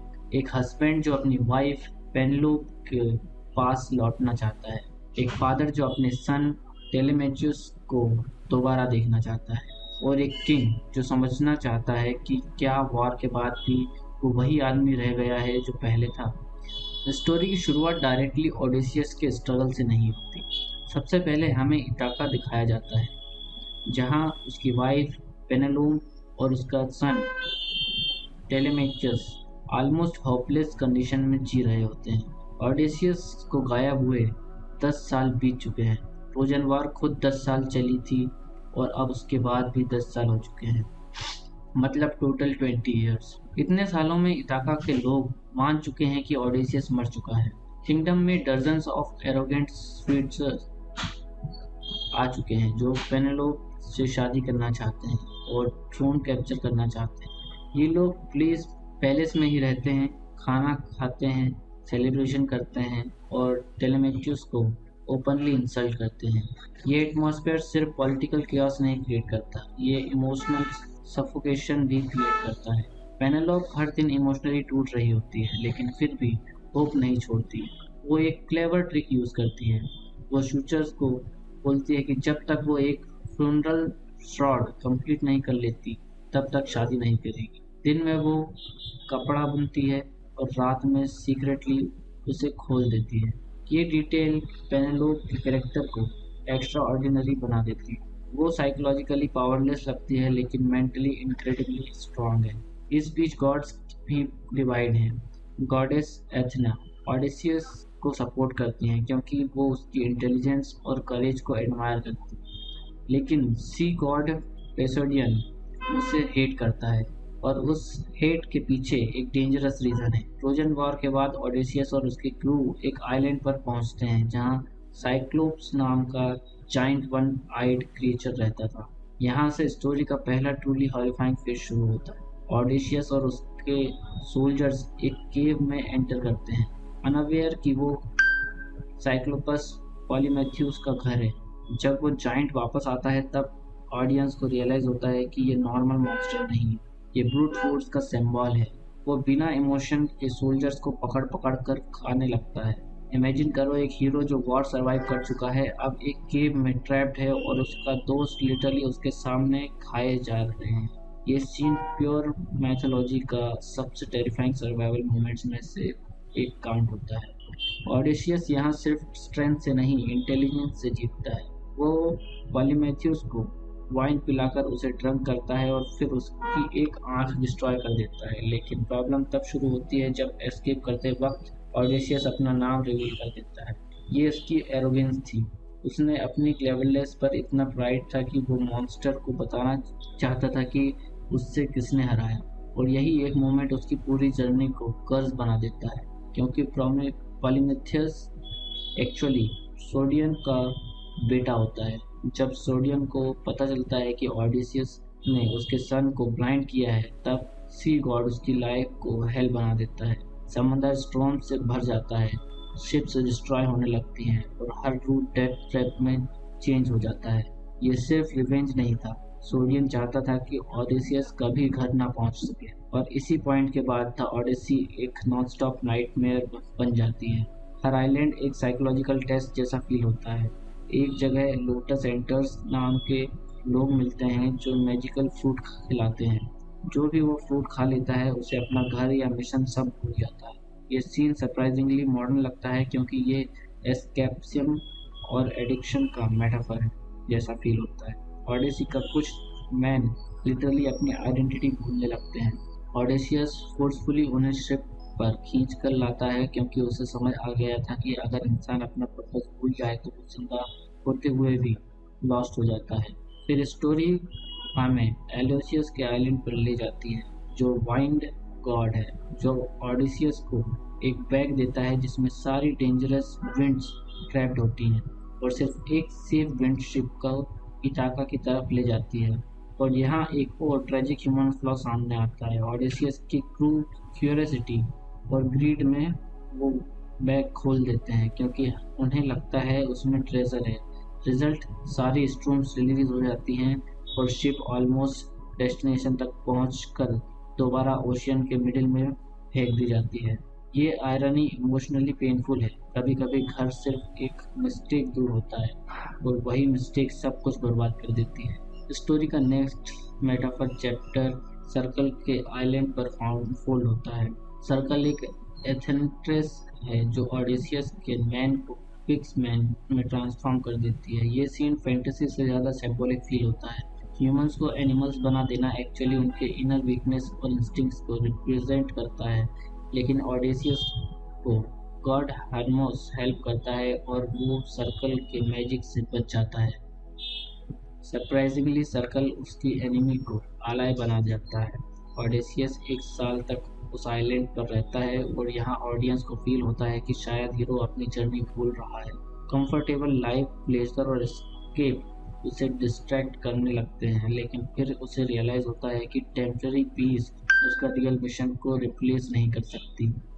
जब एक आदमी सिर्फ घर लौटना चाहता हो लेकिन पूरी दुनिया उसके खिलाफ खड़ी हो जाए तब क्या होता है? सोचो एक वॉरियर जो ट्रोजन वॉर जीत कर निकला था, जिसे लोग हीरो कहते थे, जिसका नाम सुनते ही दुश्मन कांप उठते थे। वही आदमी समंदर के बीच अकेला रह जाता है। ना उसके पास आर्मी है, ना किंगडम, ना सर्टेनिटी कि वो कभी अपने घर इठाका पहुंच भी पाएगा या नहीं। हर आइलैंड पर मौत उसका इंतजार कर रही है। हर रात कोई नई कर्ज उसकी तरफ बढ़ रही है और हर सुबह उसे एक और सेक्रीफाइस मांग रही है। ये सिर्फ एक जर्नी नहीं थी, ये एक इंसान की आइडेंटिटी, पेशेंस और सर्वाइवल की अल्टीमेट टेस्ट था। और सबसे डिस्टर्बिंग बात यह है कि जितना ज़्यादा ऑडेसियस घर के करीब आता जा गया, उतना ही ज़्यादा उसका अपना एक्सिस्टेंस उससे दूर होता गया। द ओडेसी सिर्फ एक पुरानी ग्रीक स्टोरी नहीं है, ये लोनलीनेस, टेम्पटेशन, रिवेंज और ह्यूमन एंड्योरेंस की ऐसी साइकोलॉजिकल एडवेंचर है जो आज भी मॉडर्न सिनेमा और स्टोरी टेलिंग को इंस्पायर करती है। द ओडेसी को जनरली वेस्टर्न लिटरेचर की फाउंडेशन माना जाता है। ये ancient Greek epic poem legendary poet Homer से एट्रीब्यूट की जाती है और हिस्टोरियंस के अकॉर्डिंग इसे अराउंड 8th सेंचुरी BC में कंपोज किया गया था। इसका कनेक्शन डायरेक्टली ट्रोजन वॉर के बाद के इवेंट से है, जो दूसरे फेमस एपिक द इलियड के कंट्रीब्यूशन की तरह देखा जाता है। स्टोरी का सेंट्रल कैरेक्टर है ओडेसियस, इथाका का किंग, जो ट्रोजन वॉर खत्म होने के बाद अपने घर वापस जाने की कोशिश करता है। लेकिन प्रॉब्लम ये थी कि वॉर खत्म होने के बाद भी उसके लिए असली बैटल शुरू हुई थी और इसी रीज़न की वजह से द ओडेसी को सिर्फ माइथोलॉजी नहीं बल्कि साइकोलॉजिकल सर्वाइवल स्टोरी भी माना जाता है। इस एपिक में फैंटेसी मॉन्स्टर्स, गॉड्स, कर्सेस और मैजिकल आइलैंड ज़रूर हैं, लेकिन अंदर से ये एक डीपली ह्यूमन स्टोरी है। एक हस्बैंड जो अपनी वाइफ पेनेलोप के पास लौटना चाहता है, एक फादर जो अपने सन टेलेमेचुस को दोबारा देखना चाहता है, और एक किंग जो समझना चाहता है कि क्या वॉर के बाद भी वो वही आदमी रह गया है जो पहले था। स्टोरी की शुरुआत डायरेक्टली ओडेसियस के स्ट्रगल से नहीं होती। सबसे पहले हमें इथाका दिखाया जाता है, जहाँ उसकी वाइफ पेनेलोप और उसका सन टेलेमेचस ऑलमोस्ट होपलेस कंडीशन में जी रहे होते हैं। ओडेसियस को गायब हुए 10 साल बीत चुके हैं। ट्रोजन वॉर खुद 10 साल चली थी और अब उसके बाद भी 10 साल हो चुके हैं, मतलब टोटल 20 ईयर्स। इतने सालों में इथाका के लोग मान चुके हैं कि ओडेसियस मर चुका है। किंगडम में डजन्स ऑफ एरोगेंट स्वीट्स आ चुके हैं जो पेनेलोप से शादी करना चाहते हैं और थ्रोन कैप्चर करना चाहते हैं। ये लोग पैलेस में ही रहते हैं, खाना खाते हैं, सेलिब्रेशन करते हैं और टेलेमेचुस को ओपनली इंसल्ट करते हैं। ये एटमॉस्फेयर सिर्फ पॉलिटिकल केओस नहीं क्रिएट करता, ये इमोशनल सफोकेशन भी क्रिएट करता है। पेनेलोप हर दिन इमोशनली टूट रही होती है, लेकिन फिर भी होप नहीं छोड़ती। वो एक क्लेवर ट्रिक यूज़ करती है। वो शूचर्स को बोलती है कि जब तक वो एक फ्यूनरल श्रॉड कंप्लीट नहीं कर लेती, तब तक शादी नहीं करेगी। दिन में वो कपड़ा बुनती है और रात में सीक्रेटली उसे खोल देती है। ये डिटेल पेनेलोप के कैरेक्टर को एक्स्ट्रा ऑर्डिनरी बना देती है। वो साइकोलॉजिकली पावरलेस लगती है लेकिन मेंटली इनक्रेडिबली स्ट्रांग है। इस बीच गॉड्स भी डिवाइड हैं। गॉडेस एथना ओडेसियस को सपोर्ट करती हैं क्योंकि वो उसकी इंटेलिजेंस और करेज को एडमायर करती है, लेकिन सी गॉड पेसोडियन उसे हेट करता है और उस हेट के पीछे एक डेंजरस रीज़न है। ट्रोजन वॉर के बाद ओडेसियस और उसके क्रू एक आइलैंड पर पहुंचते हैं जहां साइक्लोप्स नाम का जाइंट वन आइड क्रिएचर रहता था। यहाँ से स्टोरी का पहला ट्रूली हॉरिफाइंग फेज शुरू होता है। ओडेसियस और उसके सोल्जर्स एक केव में एंटर करते हैं, अनअवेयर कि वो साइक्लोपस पॉलीमेथ्यूस का घर है। जब वो जाइंट वापस आता है तब ऑडियंस को रियलाइज होता है कि ये नॉर्मल मॉन्स्टर नहीं है, ये ब्रूट फोर्स का सिंबल है। वो बिना इमोशन के सोल्जर्स को पकड़ पकड़ कर खाने लगता है। इमेजिन करो एक हीरो जो वॉर सर्वाइव कर चुका है अब एक केव में ट्रैप्ड है और उसका दोस्त लिटरली उसके सामने खाए जा रहे हैं। ये सीन प्योर मैथोलॉजी का सबसे टेरिफाइंग सर्वाइवल मोमेंट्स में से एक काउंट होता है। ओडेसियस यहाँ सिर्फ स्ट्रेंथ से नहीं इंटेलिजेंस से जीतता है। वो पॉलीमेथ्यूस को वाइन पिलाकर उसे ड्रंक करता है और फिर उसकी एक आंख डिस्ट्रॉय कर देता है। लेकिन प्रॉब्लम तब शुरू होती है जब एस्केप करते वक्त ओडेसियस अपना नाम रिवील कर देता है। ये उसकी एरोगेंस थी। उसने अपनी क्लेवरनेस पर इतना प्राइड था कि वो मॉन्स्टर को बताना चाहता था कि उससे किसने हराया। और यही एक मोमेंट उसकी पूरी जर्नी को कर्ज बना देता है, क्योंकि पॉलीमेथियस एक्चुअली सोडियन का बेटा होता है। जब सोडियन को पता चलता है कि ऑडिसियस ने उसके सन को ब्लाइंड किया है, तब सी गॉड उसकी लाइफ को हेल बना देता है। समंदर स्टॉर्म से भर जाता है, शिप्स डिस्ट्रॉय होने लगती हैं और हर रूट डेथ ट्रैप में चेंज हो जाता है। ये सिर्फ रिवेंज नहीं था, सोडियन चाहता था कि ऑडिसियस कभी घर ना पहुंच सके, और इसी पॉइंट के बाद द ऑडिसी एक नॉनस्टॉप नाइटमेयर बन जाती है। हर आइलैंड एक साइकोलॉजिकल टेस्ट जैसा फील होता है। एक जगह लोटस एंटर्स नाम के लोग मिलते हैं जो मैजिकल फ्रूट खिलाते हैं। जो भी वो फ्रूट खा लेता है उसे अपना घर या मिशन सब भूल जाता है। ये सीन सरप्राइजिंगली मॉडर्न लगता है, क्योंकि ये एस्केपिज्म और एडिक्शन का मेटाफर है जैसा फील होता है। ऑडिसी का कुछ मैन लिटरली अपनी आइडेंटिटी भूलने लगते हैं। ऑडिसियस फोर्सफुली उन्हें शिप पर खींच कर लाता है, क्योंकि उसे समझ आ गया था कि अगर इंसान अपना पर्पस भूल जाए तो वो जिंदा होते हुए भी लॉस्ट हो जाता है। फिर स्टोरी हमें एलोसियस के आइलैंड पर ले जाती है, जो वाइंड गॉड है, जो ऑडिसियस को एक बैग देता है जिसमें सारी डेंजरस विंड्स ट्रैप्ड होती हैं, और सिर्फ एक सेफ विंड शिप को इटाका की तरफ ले जाती है। और यहाँ एक और ट्रेजिक ह्यूमन फ्लॉ सामने आता है। ऑडिसियस की क्रू क्यूरियोसिटी और ग्रीड में वो बैग खोल देते हैं, क्योंकि उन्हें लगता है उसमें ट्रेजर है। रिजल्ट, सारी स्ट्रूम्स रिलीज हो जाती हैं और शिप ऑलमोस्ट डेस्टिनेशन तक पहुंचकर दोबारा ओशियन के मिडिल में फेंक दी जाती है। ये आयरनी इमोशनली पेनफुल है। कभी कभी घर सिर्फ एक मिस्टेक दूर होता है और वही मिस्टेक सब कुछ बर्बाद कर देती है। स्टोरी का नेक्स्ट मेटाफर चैप्टर सर्कल के आइलैंड पर फोल्ड होता है। सर्कल एक एथेंट्रेस है जो ऑडिसियस के मैन को पिक्स मैन में ट्रांसफॉर्म कर देती है। ये सीन फैंटेसी से ज़्यादा सिंबॉलिक फील होता है।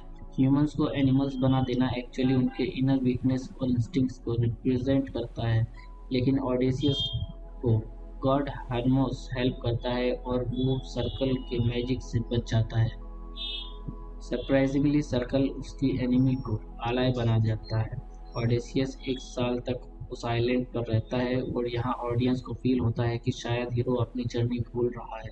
कंफर्टेबल लाइफ, प्लेजर और एस्केप उसे डिस्ट्रैक्ट करने लगते हैं, लेकिन फिर उसे रियलाइज होता है कि टेम्पररी पीस उसका रियल मिशन को रिप्लेस नहीं कर सकती। जब एक आदमी सिर्फ घर लौटना चाहता हो लेकिन पूरी दुनिया उसके खिलाफ खड़ी हो जाए, तब क्या होता है? सोचो, एक वॉरियर जो ट्रोजन वॉर जीत कर निकला था, जिसे लोग हीरो कहते थे, जिसका नाम सुनते ही दुश्मन कांप उठते थे, वही आदमी समंदर के बीच अकेला रह जाता है। ना उसके पास आर्मी है, ना किंगडम, ना सर्टेनिटी कि वो कभी अपने घर इठाका पहुंच भी पाएगा या नहीं। हर आइलैंड पर मौत उसका इंतजार कर रही है। हर रात कोई नई कर्ज उसकी तरफ बढ़ रही है और हर सुबह उसे एक और सेक्रीफाइस मांग रही है। ये सिर्फ एक जर्नी नहीं थी, ये एक इंसान की आइडेंटिटी, पेशेंस और सर्वाइवल की अल्टीमेट टेस्ट था। और सबसे डिस्टर्बिंग बात यह है कि जितना ज़्यादा ऑडिसियस घर के करीब आता जा गया, उतना ही ज़्यादा उसका अपना एक्सिस्टेंस उससे दूर होता गया। द ओडेसी सिर्फ एक पुरानी ग्रीक स्टोरी नहीं है, ये लोनलीनेस, टेम्पटेशन, रिवेंज और ह्यूमन एंड्योरेंस की ऐसी साइकोलॉजिकल एडवेंचर है जो आज भी मॉडर्न सिनेमा और स्टोरी टेलिंग को इंस्पायर करती है। द ओडेसी को जनरली वेस्टर्न लिटरेचर की फाउंडेशन माना जाता है। ये ancient Greek epic poem legendary poet Homer से एट्रीब्यूट की जाती है और हिस्टोरियंस के अकॉर्डिंग इसे अराउंड 8th सेंचुरी BC में कंपोज किया गया था। इसका कनेक्शन डायरेक्टली ट्रोजन वॉर के बाद के इवेंट से है, जो दूसरे फेमस एपिक द इलियड के कंट्रीब्यूशन की तरह देखा जाता है। स्टोरी का सेंट्रल कैरेक्टर है ओडेसियस, इथाका का किंग, जो ट्रोजन वॉर खत्म होने के बाद अपने घर वापस जाने की कोशिश करता है। लेकिन प्रॉब्लम ये थी कि वॉर खत्म होने के बाद भी उसके लिए असली बैटल शुरू हुई थी, और इसी रीज़न की वजह से द ओडेसी को सिर्फ माइथोलॉजी नहीं बल्कि साइकोलॉजिकल सर्वाइवल स्टोरी भी माना जाता है। इस एपिक में फैंटेसी मॉन्स्टर्स, गॉड्स, कर्सेस और मैजिकल आइलैंड ज़रूर हैं, लेकिन अंदर से ये एक डीपली ह्यूमन स्टोरी है। एक हस्बैंड जो अपनी वाइफ पेनेलोप के पास लौटना चाहता है, एक फादर जो अपने सन टेलेमेचुस को दोबारा देखना चाहता है, और एक किंग जो समझना चाहता है कि क्या वॉर के बाद भी वो वही आदमी रह गया है जो पहले था। स्टोरी की शुरुआत डायरेक्टली ओडेसियस के स्ट्रगल से नहीं होती। सबसे पहले हमें इटाका दिखाया जाता है, जहाँ उसकी वाइफ पेनेलोप और उसका सन टेलेमेचस ऑलमोस्ट होपलेस कंडीशन में जी रहे होते हैं। ओडेसियस को गायब हुए 10 साल बीत चुके हैं। ट्रोजन वॉर खुद 10 साल चली थी और अब उसके बाद भी 10 साल हो चुके हैं, मतलब टोटल 20 ईयर्स। इतने सालों में इटाका के लोग मान चुके हैं कि ओडेसियस मर चुका है। किंगडम में डजन्स ऑफ एरोगेंट स्वीट्स आ चुके हैं जो पेनेलोप से शादी करना चाहते हैं और थ्रोन कैप्चर करना चाहते हैं। ये लोग प्लीज पैलेस में ही रहते हैं, खाना खाते हैं, सेलिब्रेशन करते हैं और टेलेमेचुस को ओपनली इंसल्ट करते हैं। ये एटमॉस्फेयर सिर्फ पॉलिटिकल chaos नहीं क्रिएट करता, ये इमोशनल सफोकेशन भी क्रिएट करता है।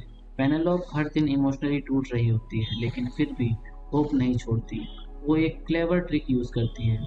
वो शूचर्स को बोलती है कि जब तक वो एक फ्यूनरल श्रॉड कंप्लीट नहीं कर लेती तब तक शादी नहीं करेगी। दिन में वो कपड़ा बुनती है और रात में सीक्रेटली उसे खोल देती है। ये डिटेल पेनेलोप के कैरेक्टर को एक्स्ट्रा ऑर्डिनरी बना देती है। वो साइकोलॉजिकली पावरलेस लगती है लेकिन मेंटली इनक्रेडिबली स्ट्रांग है।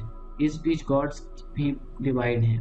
गॉडेस एथना ओडेसियस को सपोर्ट करती हैं क्योंकि वो उसकी इंटेलिजेंस और करेज को एडमायर करती है, लेकिन सी गॉड पेसोडियन उसे हेट करता है और उस हेट के पीछे एक डेंजरस रीजन है। ट्रोजन वॉर के बाद ओडेसियस और उसकी क्रू एक आइलैंड पर पहुंचते हैं जहां साइक्लोप्स नाम का जाइंट वन आइड क्रिएचर रहता था।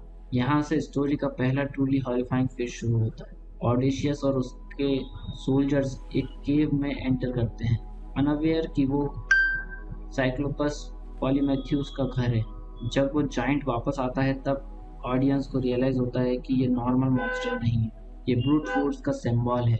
वो बिना इमोशन के सोल्जर्स को पकड़ पकड़ कर खाने लगता है। इमेजिन करो एक हीरो जो वॉर सरवाइव कर चुका है अब एक केव में ट्रैप्ड है और उसका दोस्त लिटरली उसके सामने खाए जा रहे हैं। ये सीन प्योर मैथोलॉजी का सबसे टेरिफाइंग सर्वाइवल मोमेंट्स में से एक काउंट होता है। ओडेसियस यहाँ सिर्फ स्ट्रेंथ से नहीं इंटेलिजेंस से जीतता है।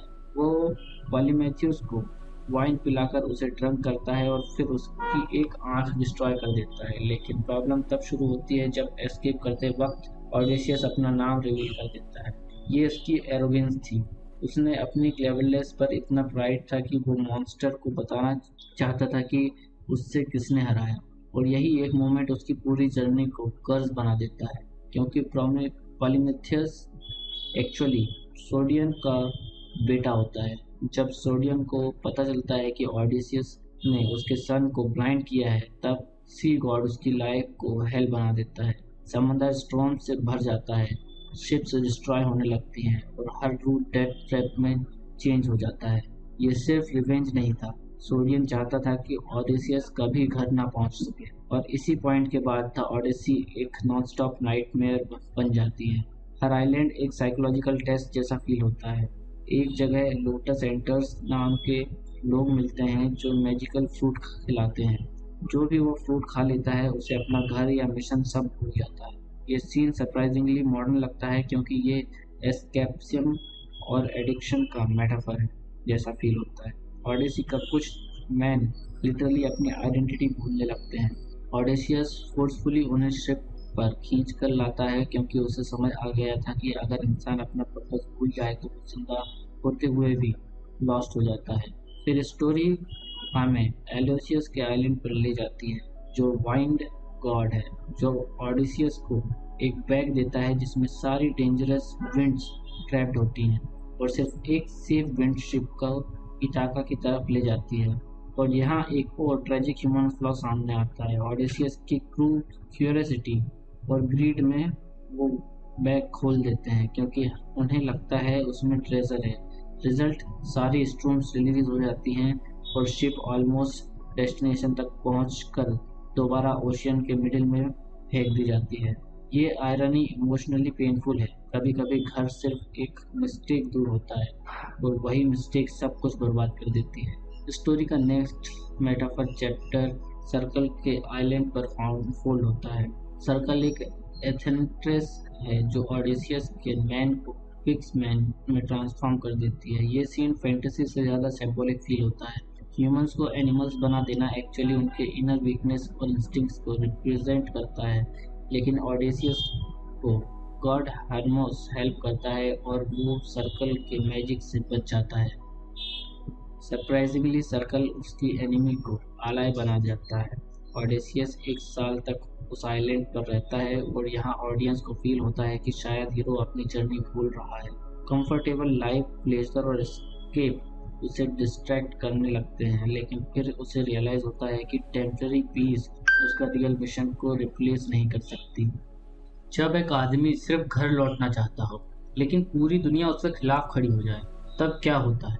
सोचो, एक वॉरियर जो ट्रोजन वॉर जीत कर निकला था, जिसे लोग हीरो कहते थे, जिसका नाम सुनते ही दुश्मन कांप उठते थे, वही आदमी समंदर के बीच अकेला रह जाता है। ना उसके पास आर्मी है, ना किंगडम, ना सर्टेनिटी कि वो कभी अपने घर इथाका पहुंच भी पाएगा या नहीं। हर आइलैंड पर मौत उसका इंतजार कर रही है। हर रात कोई नई कर्ज उसकी तरफ बढ़ रही है और हर सुबह उसे एक और सेक्रीफाइस मांग रही है। ये सिर्फ एक जर्नी नहीं थी, ये एक इंसान की आइडेंटिटी, पेशेंस और सर्वाइवल की अल्टीमेट टेस्ट था। और सबसे डिस्टर्बिंग बात यह है कि जितना ज़्यादा ऑडेसियस घर के करीब आता जा गया, उतना ही ज़्यादा उसका अपना एक्सिस्टेंस उससे दूर होता गया। द ओडेसी सिर्फ एक पुरानी ग्रीक स्टोरी नहीं है, ये लोनलीनेस, टेम्पटेशन, रिवेंज और ह्यूमन एंड्योरेंस की ऐसी साइकोलॉजिकल एडवेंचर है जो आज भी मॉडर्न सिनेमा और स्टोरी टेलिंग को इंस्पायर करती है। द ऑडिसी को जनरली वेस्टर्न लिटरेचर की फाउंडेशन माना जाता है।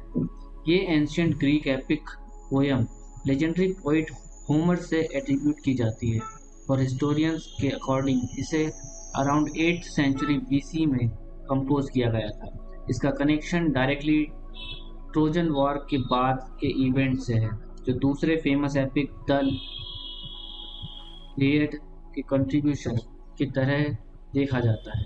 स्टोरी का सेंट्रल कैरेक्टर है ओडेसियस, इथाका का किंग, जो ट्रोजन वॉर खत्म होने के बाद अपने घर वापस जाने की कोशिश करता है। लेकिन प्रॉब्लम ये थी कि वॉर खत्म होने के बाद भी उसके लिए असली बैटल शुरू हुई थी, और इसी रीज़न की वजह से द ओडेसी को सिर्फ माइथोलॉजी नहीं बल्कि साइकोलॉजिकल सर्वाइवल स्टोरी भी माना जाता है। इस एपिक में फैंटेसी मॉन्स्टर्स, गॉड्स, कर्सेस और मैजिकल आइलैंड ज़रूर हैं, लेकिन अंदर से ये एक डीपली ह्यूमन स्टोरी है।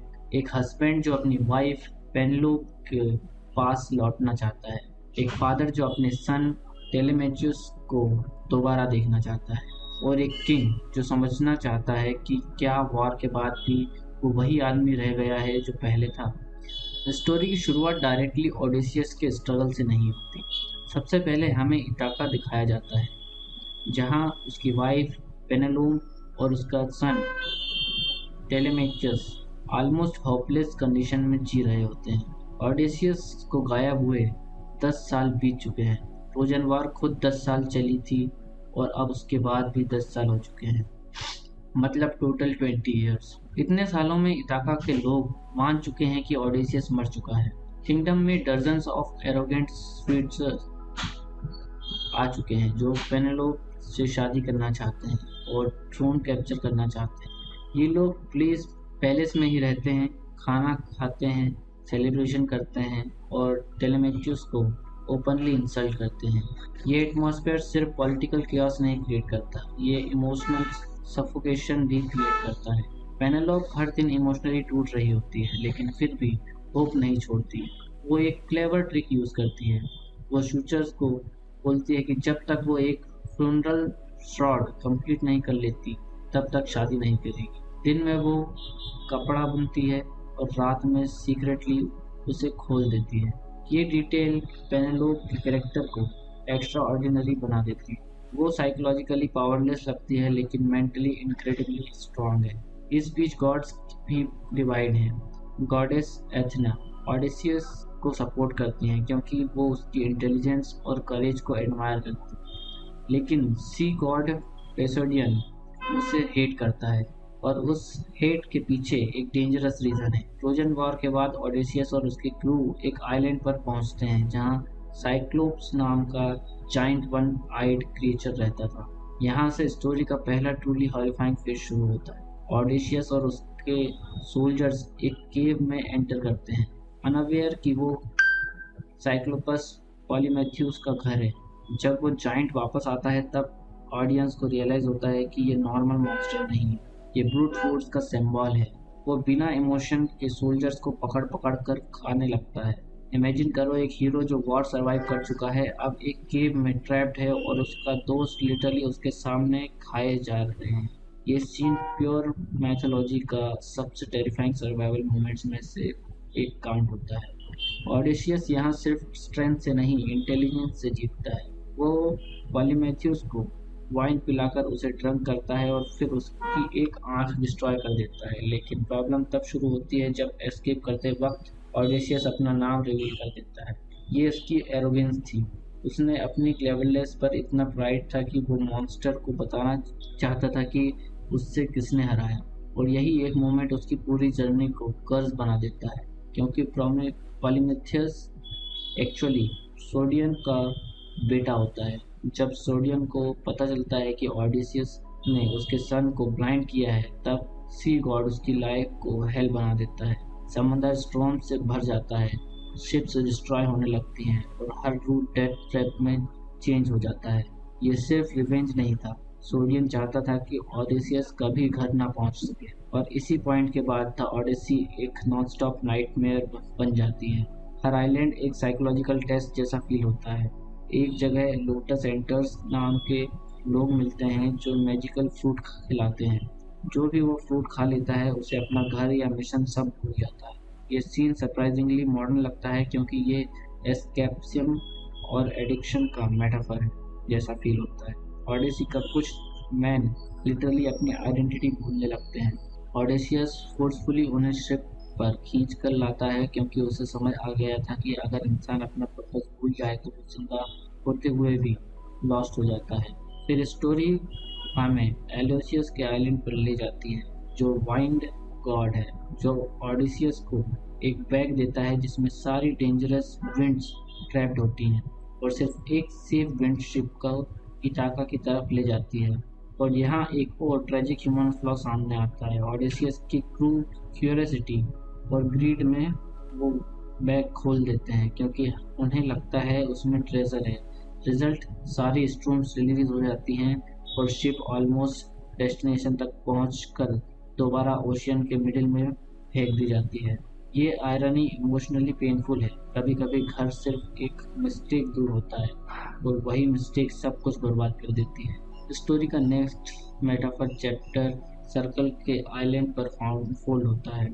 सर्कल एक एथेंट्रेस है जो ऑडिसियस के मैन को फिक्स मैन में ट्रांसफॉर्म कर देती है। ये सीन फैंटेसी से ज़्यादा सिंबॉलिक फील होता है। ह्यूमंस को एनिमल्स बना देना एक्चुअली उनके इनर वीकनेस और इंस्टिंक्ट्स को रिप्रेजेंट करता है, लेकिन ऑडिसियस को गॉड हर्मोस हेल्प करता है और वो सर्कल के मैजिक से बच जाता है। सरप्राइजिंगली सर्कल उसकी एनिमी को आलाय बना जाता है। ऑडिसियस एक साल तक उस आइलैंड पर रहता है और यहाँ ऑडियंस को फील होता है कि शायद हीरो अपनी जर्नी भूल रहा है। कंफर्टेबल लाइफ, प्लेजर और एस्केप उसे डिस्ट्रैक्ट करने लगते हैं, लेकिन फिर उसे रियलाइज होता है कि टेम्पररी पीस उसका रियल मिशन को रिप्लेस नहीं कर सकती। जब एक आदमी सिर्फ घर लौटना चाहता हो लेकिन पूरी दुनिया उसके खिलाफ खड़ी हो जाए तब क्या होता है? सोचो, एक वॉरियर जो ट्रोजन वॉर जीत कर निकला था, जिसे लोग हीरो कहते थे, जिसका नाम सुनते ही दुश्मन कांप उठते थे, वही आदमी समंदर के बीच अकेला रह जाता। ना उसके पास आर्मी है, ना किंगडम, ना सर्टेनिटी कि वो कभी अपने घर इठाका पहुंच भी पाएगा या नहीं। हर आइलैंड पर मौत उसका इंतजार कर रही है। हर रात कोई नई कर्ज उसकी तरफ बढ़ रही है और हर सुबह उसे एक और सेक्रीफाइस मांग रही है। ये सिर्फ एक जर्नी नहीं थी, ये एक इंसान की आइडेंटिटी, पेशेंस और सर्वाइवल की अल्टीमेट टेस्ट था। और सबसे डिस्टर्बिंग बात यह है कि जितना ज़्यादा ऑडेसियस घर के करीब आता जा गया, उतना ही ज्यादा उसका अपना एक्सिस्टेंस उससे दूर होता गया। द ओडेसी सिर्फ एक पुरानी ग्रीक स्टोरी नहीं है, ये लोनलीनेस, टेम्पटेशन, रिवेंज और ह्यूमन एंड्योरेंस की ऐसी साइकोलॉजिकल एडवेंचर है जो आज भी मॉडर्न सिनेमा और स्टोरी टेलिंग को इंस्पायर करती है। द ओडेसी को जनरली वेस्टर्न लिटरेचर की फाउंडेशन माना जाता है।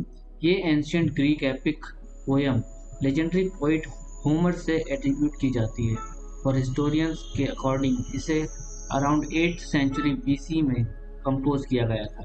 इसका कनेक्शन डायरेक्टली ट्रोजन वॉर के बाद के इवेंट से है, जो दूसरे फेमस एपिक द इलियड के कंट्रीब्यूशन की तरह देखा जाता है। स्टोरी का सेंट्रल कैरेक्टर है ओडेसियस, इथाका का किंग, जो ट्रोजन वॉर खत्म होने के बाद अपने घर वापस जाने की कोशिश करता है। लेकिन प्रॉब्लम ये थी कि वॉर खत्म होने के बाद भी उसके लिए असली बैटल शुरू हुई थी, और इसी रीज़न की वजह से द ओडेसी को सिर्फ माइथोलॉजी नहीं बल्कि साइकोलॉजिकल सर्वाइवल स्टोरी भी माना जाता है।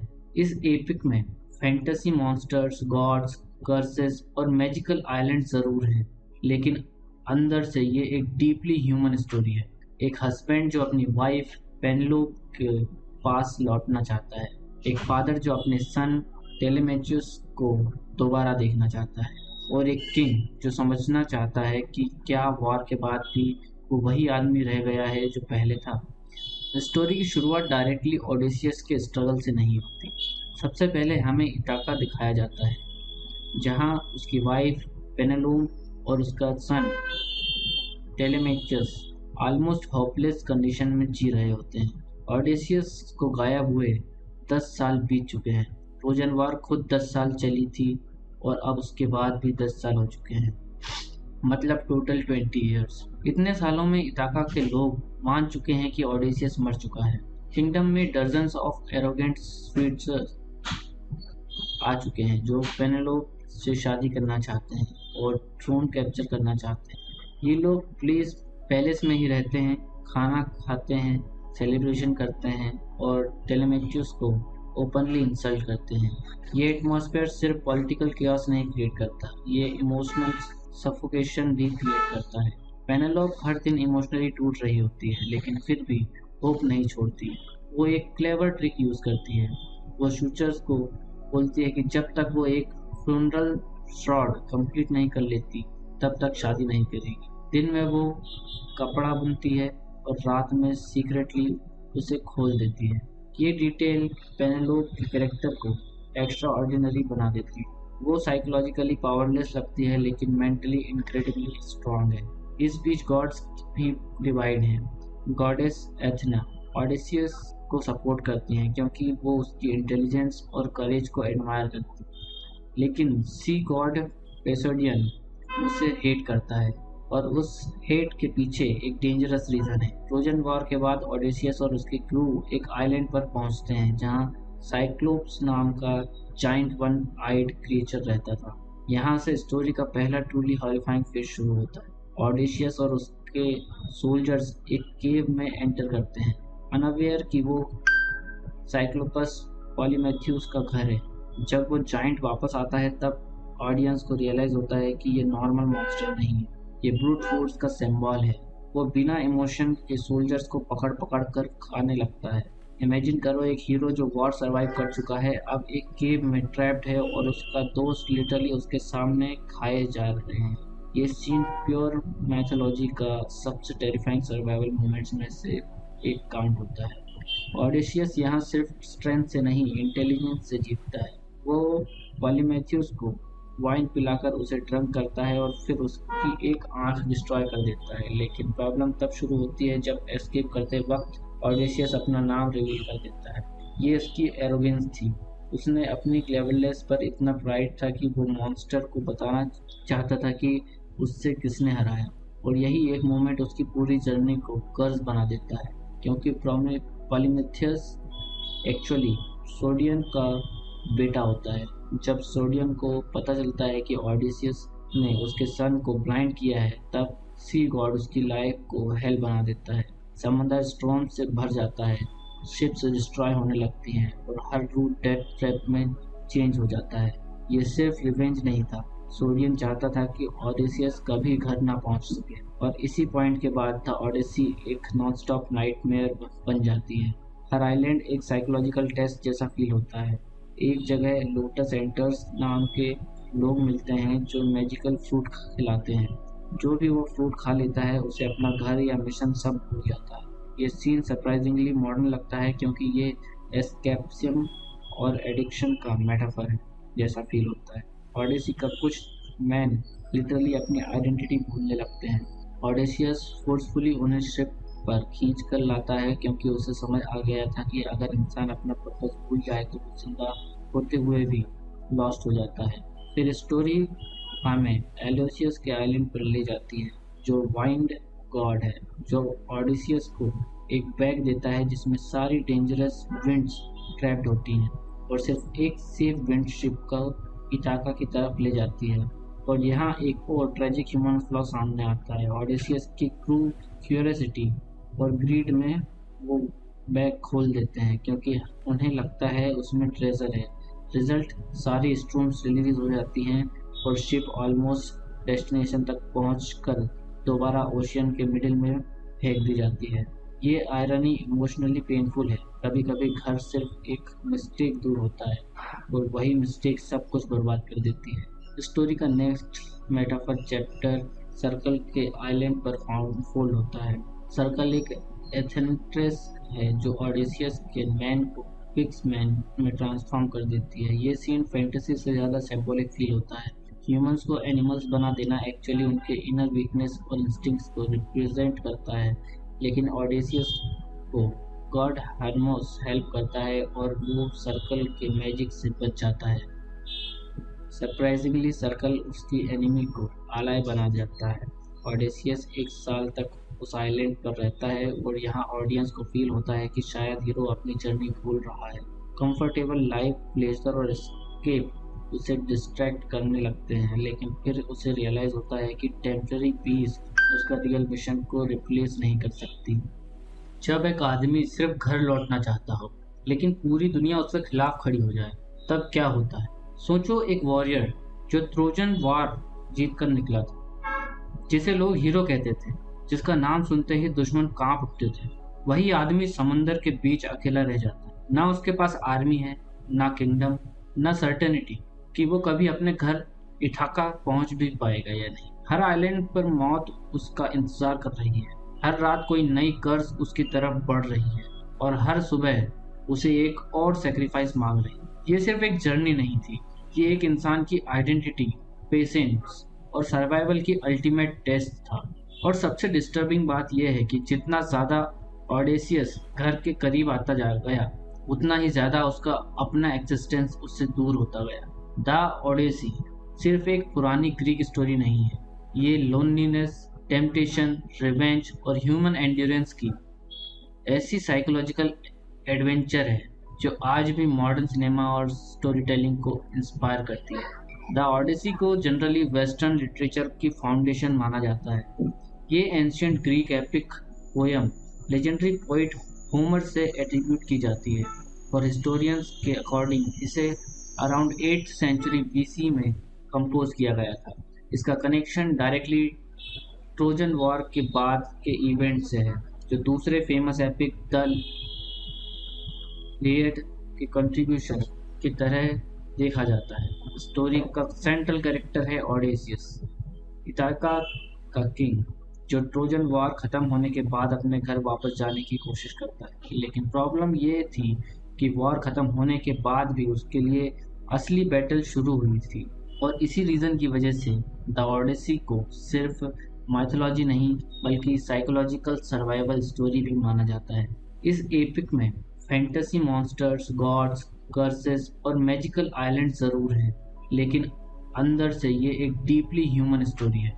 एक हस्बैंड जो अपनी वाइफ पेनेलोप के पास लौटना चाहता है, एक फादर जो अपने सन टेलेमेचुस को दोबारा देखना चाहता है, और एक किंग जो समझना चाहता है कि क्या वॉर के बाद भी वो वही आदमी रह गया है जो पहले था। स्टोरी की शुरुआत डायरेक्टली ओडेसियस के स्ट्रगल से नहीं होती। सबसे पहले हमें इताका दिखाया जाता है, जहाँ उसकी वाइफ पेनेलोप और उसका सन टेलेमेचस ऑलमोस्ट होपलेस कंडीशन में जी रहे होते हैं। ऑडेसियस को गायब हुए 10 साल बीत चुके हैं। ट्रोजन वार खुद 10 साल चली थी और अब उसके बाद भी 10 साल हो चुके हैं, मतलब टोटल 20 ईयर्स। इतने सालों में इताका के लोग मान चुके हैं कि ऑडेसियस मर चुका है। किंगडम में डजन्स ऑफ एरोगेंट स्वीट्स आ चुके हैं जो पेनेलोप से शादी करना चाहते हैं और थ्रोन कैप्चर करना चाहते हैं। ये लोग पैलेस में ही रहते हैं, खाना खाते हैं, सेलिब्रेशन करते हैं और टेलेमेचुस को ओपनली इंसल्ट करते हैं। ये एटमॉस्फेयर सिर्फ पॉलिटिकल chaos नहीं क्रिएट करता, ये इमोशनल सफोकेशन भी क्रिएट करता है। पेनेलोप हर दिन इमोशनली टूट रही होती है, लेकिन फिर भी होप नहीं छोड़ती। वो एक क्लेवर ट्रिक यूज करती है। वो शूचर्स को बोलती है कि जब तक वो एक फ्यूनरल श्रॉड कंप्लीट नहीं कर लेती तब तक शादी नहीं करेगी। दिन में वो कपड़ा बुनती है और रात में सीक्रेटली उसे खोल देती है। ये डिटेल पेनेलोप के कैरेक्टर को एक्स्ट्रा ऑर्डिनरी बना देती है। वो साइकोलॉजिकली पावरलेस लगती है लेकिन मेंटली इनक्रेडिबली स्ट्रांग है। इस बीच गॉड्स भी डिवाइड हैं।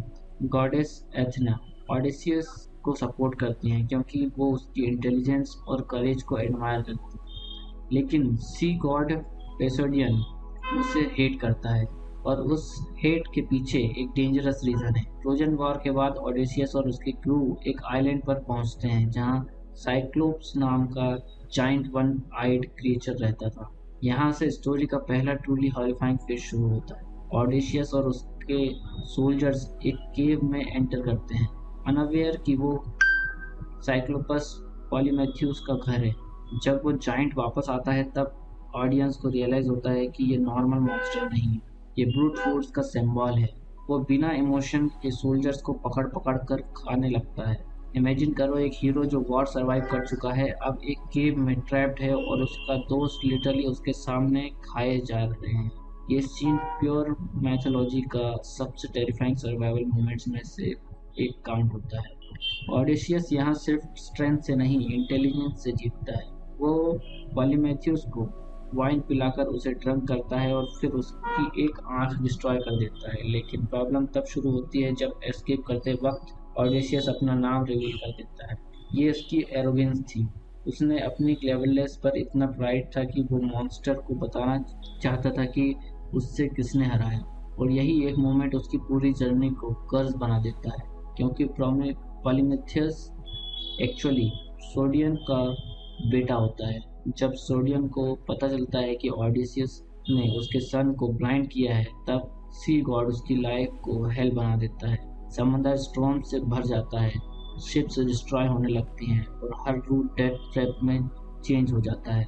ये सिर्फ रिवेंज नहीं था, सोडियन चाहता था कि ऑडिसियस कभी घर ना पहुंच सके, और इसी पॉइंट के बाद था ऑडिसी एक नॉन-स्टॉप नाइटमेयर बन जाती है। हर आइलैंड एक साइकोलॉजिकल टेस्ट जैसा फील होता है। एक जगह लोटस एंटर्स नाम के लोग मिलते हैं जो मैजिकल फ्रूट खिलाते हैं। जो भी वो फ्रूट खा लेता है उसे अपना घर या मिशन सब भूल जाता है। ये सीन सरप्राइजिंगली मॉडर्न लगता है क्योंकि ये एस्केपिज्म और एडिक्शन का मेटाफर है जैसा फील होता है। ऑडिसी का कुछ मैन लिटरली अपनी आइडेंटिटी भूलने लगते हैं। ऑडेसियस फोर्सफुली उन्हें शिप पर खींच कर लाता है क्योंकि उसे समझ आ गया था कि अगर इंसान अपना पर्पस भूल जाए तो वो जिंदा होते हुए भी लॉस्ट हो जाता है। फिर स्टोरी हमें एलोसियस के आइलैंड पर ले जाती है जो वाइंड गॉड है, जो ऑडिसियस को एक बैग देता है जिसमें सारी डेंजरस विंड्स ट्रैप्ड होती हैं और सिर्फ एक सेफ विंड शिप को इताका की तरफ ले जाती है। और यहाँ एक और ट्रेजिक ह्यूमन फ्लॉ सामने आता है। ऑडिसियस की क्रू क्यूरियोसिटी और ग्रीड में वो बैग खोल देते हैं क्योंकि उन्हें लगता है उसमें ट्रेजर है। रिजल्ट सारी स्ट्रूम्स रिलीज हो जाती हैं और शिप ऑलमोस्ट डेस्टिनेशन तक पहुंचकर दोबारा ओशियन के मिडिल में फेंक दी जाती है। ये आयरनी इमोशनली पेनफुल है। कभी कभी घर सिर्फ एक मिस्टेक दूर होता है और वही मिस्टेक सब कुछ बर्बाद कर देती है। स्टोरी का नेक्स्ट मेटाफर चैप्टर सर्कल के आइलैंड पर फोल्ड होता है। सर्कल एक एथेंट्रेस है जो ऑडिसियस के मैन को पिग्स मैन में ट्रांसफॉर्म कर देती है। ये सीन फैंटेसी से ज़्यादा सिंबॉलिक फील होता है। ह्यूमंस को एनिमल्स बना देना एक्चुअली उनके इनर वीकनेस और इंस्टिंक्ट्स को रिप्रेजेंट करता है, लेकिन ऑडेसियस को गॉड हर्मोस हेल्प करता है और वो सर्कल के मैजिक से बच जाता है। सरप्राइजिंगली सर्कल उसकी एनिमी को आलाय बना जाता है। ऑडेसियस 1 साल तक उस आइलैंड पर रहता है और यहाँ ऑडियंस को फील होता है कि शायद हीरो अपनी जर्नी भूल रहा है। कंफर्टेबल लाइफ, प्लेजर और एस्केप उसे डिस्ट्रैक्ट करने लगते हैं, लेकिन फिर उसे रियलाइज होता है कि टेम्पररी पीस उसका रियल मिशन को रिप्लेस नहीं कर सकती। जब एक आदमी सिर्फ घर लौटना चाहता हो लेकिन पूरी दुनिया उसके खिलाफ खड़ी हो जाए, तब क्या होता है? सोचो, एक वॉरियर जो ट्रोजन वॉर जीत कर निकला था, जिसे लोग हीरो कहते थे, जिसका नाम सुनते ही दुश्मन कांप उठते थे, वही आदमी समंदर के बीच अकेला रह जाता है। ना उसके पास आर्मी है, ना किंगडम, ना सर्टेनिटी कि वो कभी अपने घर इथाका पहुंच भी पाएगा या नहीं। हर आइलैंड पर मौत उसका इंतजार कर रही है। हर रात कोई नई कर्ज उसकी तरफ बढ़ रही है और हर सुबह उसे एक और सेक्रीफाइस मांग रही है। ये सिर्फ एक जर्नी नहीं थी, ये एक इंसान की आइडेंटिटी, पेशेंस और सर्वाइवल की अल्टीमेट टेस्ट था। और सबसे डिस्टर्बिंग बात यह है कि जितना ज़्यादा ऑडेसियस घर के करीब आता जा गया, उतना ही ज़्यादा उसका अपना एक्सिस्टेंस उससे दूर होता गया। द ओडेसी सिर्फ एक पुरानी ग्रीक स्टोरी नहीं है, ये लोनलीनेस, टेम्पटेशन, रिवेंज और ह्यूमन एंड्योरेंस की ऐसी साइकोलॉजिकल एडवेंचर है जो आज भी मॉडर्न सिनेमा और स्टोरी टेलिंग को इंस्पायर करती है। द ओडेसी को जनरली वेस्टर्न लिटरेचर की फाउंडेशन माना जाता है। ये ancient Greek epic poem legendary poet Homer से एट्रीब्यूट की जाती है और हिस्टोरियंस के अकॉर्डिंग इसे अराउंड 8th सेंचुरी BC में कंपोज किया गया था। इसका कनेक्शन डायरेक्टली ट्रोजन वॉर के बाद के इवेंट से है, जो दूसरे फेमस एपिक द इलियड के कंट्रीब्यूशन की तरह देखा जाता है। स्टोरी का सेंट्रल कैरेक्टर है ओडेसियस, इथाका का किंग, जो ट्रोजन वॉर खत्म होने के बाद अपने घर वापस जाने की कोशिश करता है। लेकिन प्रॉब्लम ये थी कि वॉर खत्म होने के बाद भी उसके लिए असली बैटल शुरू हुई थी, और इसी रीज़न की वजह से द ओडेसी को सिर्फ माइथोलॉजी नहीं बल्कि साइकोलॉजिकल सर्वाइवल स्टोरी भी माना जाता है। इस एपिक में फैंटेसी मॉन्स्टर्स, गॉड्स, कर्सेस और मैजिकल आइलैंड ज़रूर हैं, लेकिन अंदर से ये एक डीपली ह्यूमन स्टोरी है।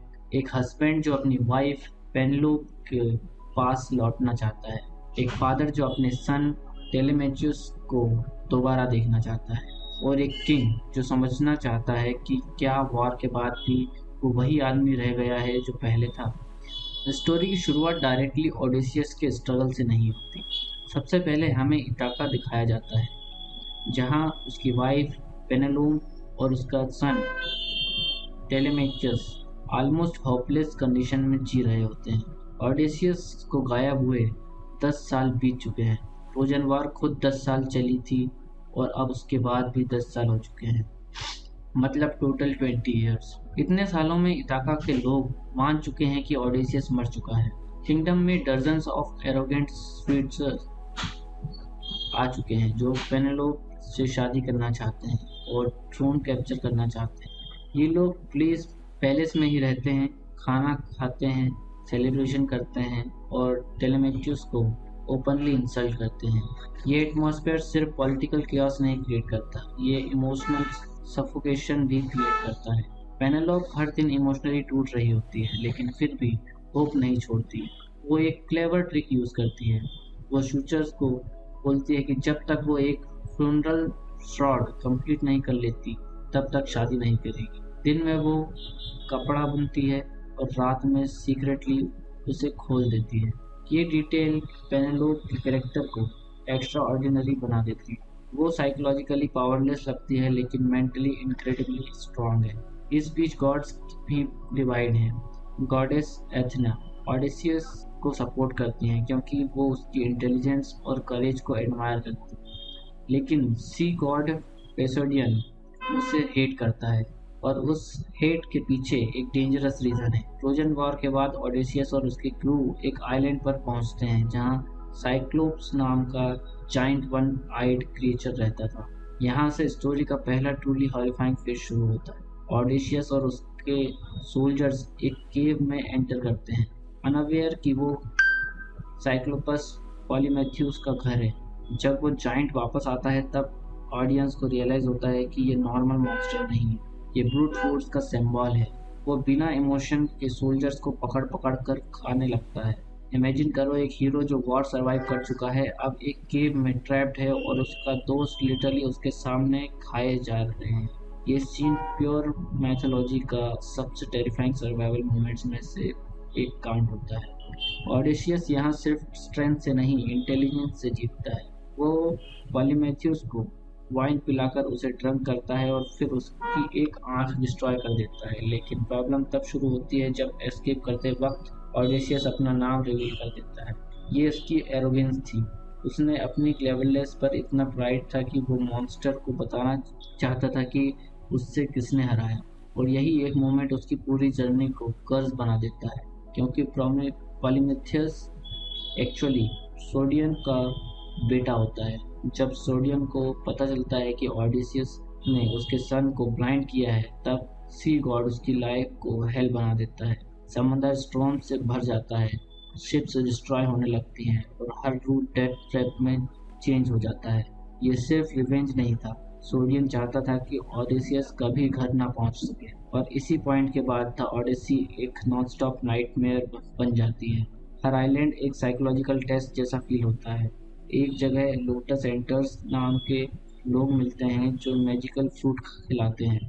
जो भी वो फ्रूट खा लेता है उसे अपना घर या मिशन सब भूल जाता है। ये सीन सरप्राइजिंगली मॉडर्न लगता है क्योंकि ये एस्केपिज्म और एडिक्शन का मेटाफर है जैसा फील होता है। ऑडिसी का कुछ मैन लिटरली अपनी आइडेंटिटी भूलने लगते हैं। ऑडेशियस फोर्सफुली उन्हें शिप पर खींच कर लाता है क्योंकि उसे समझ आ गया था कि अगर इंसान अपना पर्पस भूल जाए तो वो जिंदा होते हुए भी लॉस्ट हो जाता है। फिर स्टोरी हमें एलोसियस के आइलैंड पर ले जाती है जो वाइंड गॉड है, जो ऑडिसियस को एक बैग देता है जिसमें सारी डेंजरस विंड्स ट्रैप्ड होती हैं और सिर्फ एक सेफ विंड शिप को इटाका की तरफ ले जाती है। और यहाँ एक और ट्रेजिक ह्यूमन फ्लॉ सामने आता है। ऑडिसियस की क्रू क्यूरियोसिटी और ग्रीड में वो बैग खोल देते हैं क्योंकि उन्हें लगता है उसमें ट्रेजर है। रिजल्ट सारी स्टोन्स रिलीज हो जाती हैं और शिप ऑलमोस्ट डेस्टिनेशन तक पहुंचकर दोबारा ओशियन के मिडिल में फेंक दी जाती है। ये आयरनी इमोशनली पेनफुल है। कभी कभी घर सिर्फ एक मिस्टेक दूर होता है और वही मिस्टेक सब कुछ बर्बाद कर देती है। स्टोरी का नेक्स्ट मेटाफर चैप्टर सर्कल के आइलैंड पर फोल्ड होता है। सर्कल एक एथेंट्रेस है जो ऑडिसियस के मैन को फिक्स मैन में ट्रांसफॉर्म कर देती है। ये सीन फैंटेसी से ज़्यादा सिंबॉलिक फील होता है। ह्यूमंस को एनिमल्स बना देना एक्चुअली उनके इनर वीकनेस और इंस्टिंक्ट्स को रिप्रेजेंट करता है, लेकिन ऑडिसियस को गॉड हर्मोस हेल्प करता है और वो सर्कल के मैजिक से बच जाता है। सरप्राइजिंगली सर्कल उसकी एनिमी को आलाय बना जाता है। ऑडिसियस एक साल तक उस आइलैंड पर रहता है और यहाँ ऑडियंस को फील होता है कि शायद हीरो अपनी जर्नी भूल रहा है। कंफर्टेबल लाइफ, प्लेजर और एस्केप उसे डिस्ट्रैक्ट करने लगते हैं, लेकिन फिर उसे रियलाइज होता है कि टेम्पररी पीस उसका रियल मिशन को रिप्लेस नहीं कर सकती। जब एक आदमी सिर्फ घर लौटना चाहता हो लेकिन पूरी दुनिया उसके खिलाफ खड़ी हो जाए तब क्या होता है? सोचो, एक वॉरियर जो ट्रोजन वॉर जीत कर निकला था, जिसे लोग हीरो कहते थे, जिसका नाम सुनते ही दुश्मन कांप उठते थे, वही आदमी समंदर के बीच अकेला रह जाता है। ना उसके पास आर्मी है, ना किंगडम, ना सर्टेनिटी कि वो कभी अपने घर इठाका पहुंच भी पाएगा या नहीं। हर आइलैंड पर मौत उसका इंतजार कर रही है। हर रात कोई नई कर्ज उसकी तरफ बढ़ रही है और हर सुबह उसे एक और सेक्रीफाइस मांग रही है। ये सिर्फ एक जर्नी नहीं थी, ये एक इंसान की आइडेंटिटी, पेशेंस और सर्वाइवल की अल्टीमेट टेस्ट था। और सबसे डिस्टर्बिंग बात यह है कि जितना ज़्यादा ऑडेसियस घर के करीब आता जा गया उतना ही ज़्यादा उसका अपना एक्सिस्टेंस उससे दूर होता गया। द ओडेसी सिर्फ एक पुरानी ग्रीक स्टोरी नहीं है, ये लोनलीनेस, टेम्पटेशन, रिवेंज और ह्यूमन एंड्योरेंस की ऐसी साइकोलॉजिकल एडवेंचर है जो आज भी मॉडर्न सिनेमा और स्टोरी टेलिंग को इंस्पायर करती है। द ऑडिसी को जनरली वेस्टर्न लिटरेचर की फाउंडेशन माना जाता है। ये ancient Greek epic poem legendary poet Homer से एट्रीब्यूट की जाती है और हिस्टोरियंस के अकॉर्डिंग इसे अराउंड 8th सेंचुरी BC में कंपोज किया गया था। इसका कनेक्शन डायरेक्टली ट्रोजन वॉर के बाद के इवेंट से है, जो दूसरे फेमस एपिक द इलियड के कंट्रीब्यूशन की तरह देखा जाता है। स्टोरी का सेंट्रल कैरेक्टर है ओडेसियस, इथाका का किंग, जो ट्रोजन वॉर खत्म होने के बाद अपने घर वापस जाने की कोशिश करता है। लेकिन प्रॉब्लम ये थी कि वॉर खत्म होने के बाद भी उसके लिए असली बैटल शुरू हुई थी, और इसी रीज़न की वजह से द ओडेसी को सिर्फ माइथोलॉजी नहीं बल्कि साइकोलॉजिकल सर्वाइवल स्टोरी भी माना जाता है। इस एपिक में फैंटेसी मॉन्स्टर्स, गॉड्स, कर्सेस और मैजिकल आइलैंड ज़रूर हैं, लेकिन अंदर से ये एक डीपली ह्यूमन स्टोरी है। एक हस्बैंड जो अपनी वाइफ पेनेलोप के पास लौटना चाहता है, एक फादर जो अपने सन टेलेमेचुस को दोबारा देखना चाहता है, और एक किंग जो समझना चाहता है कि क्या वॉर के बाद भी वो वही आदमी रह गया है जो पहले था। स्टोरी की शुरुआत डायरेक्टली ओडेसियस के स्ट्रगल से नहीं होती।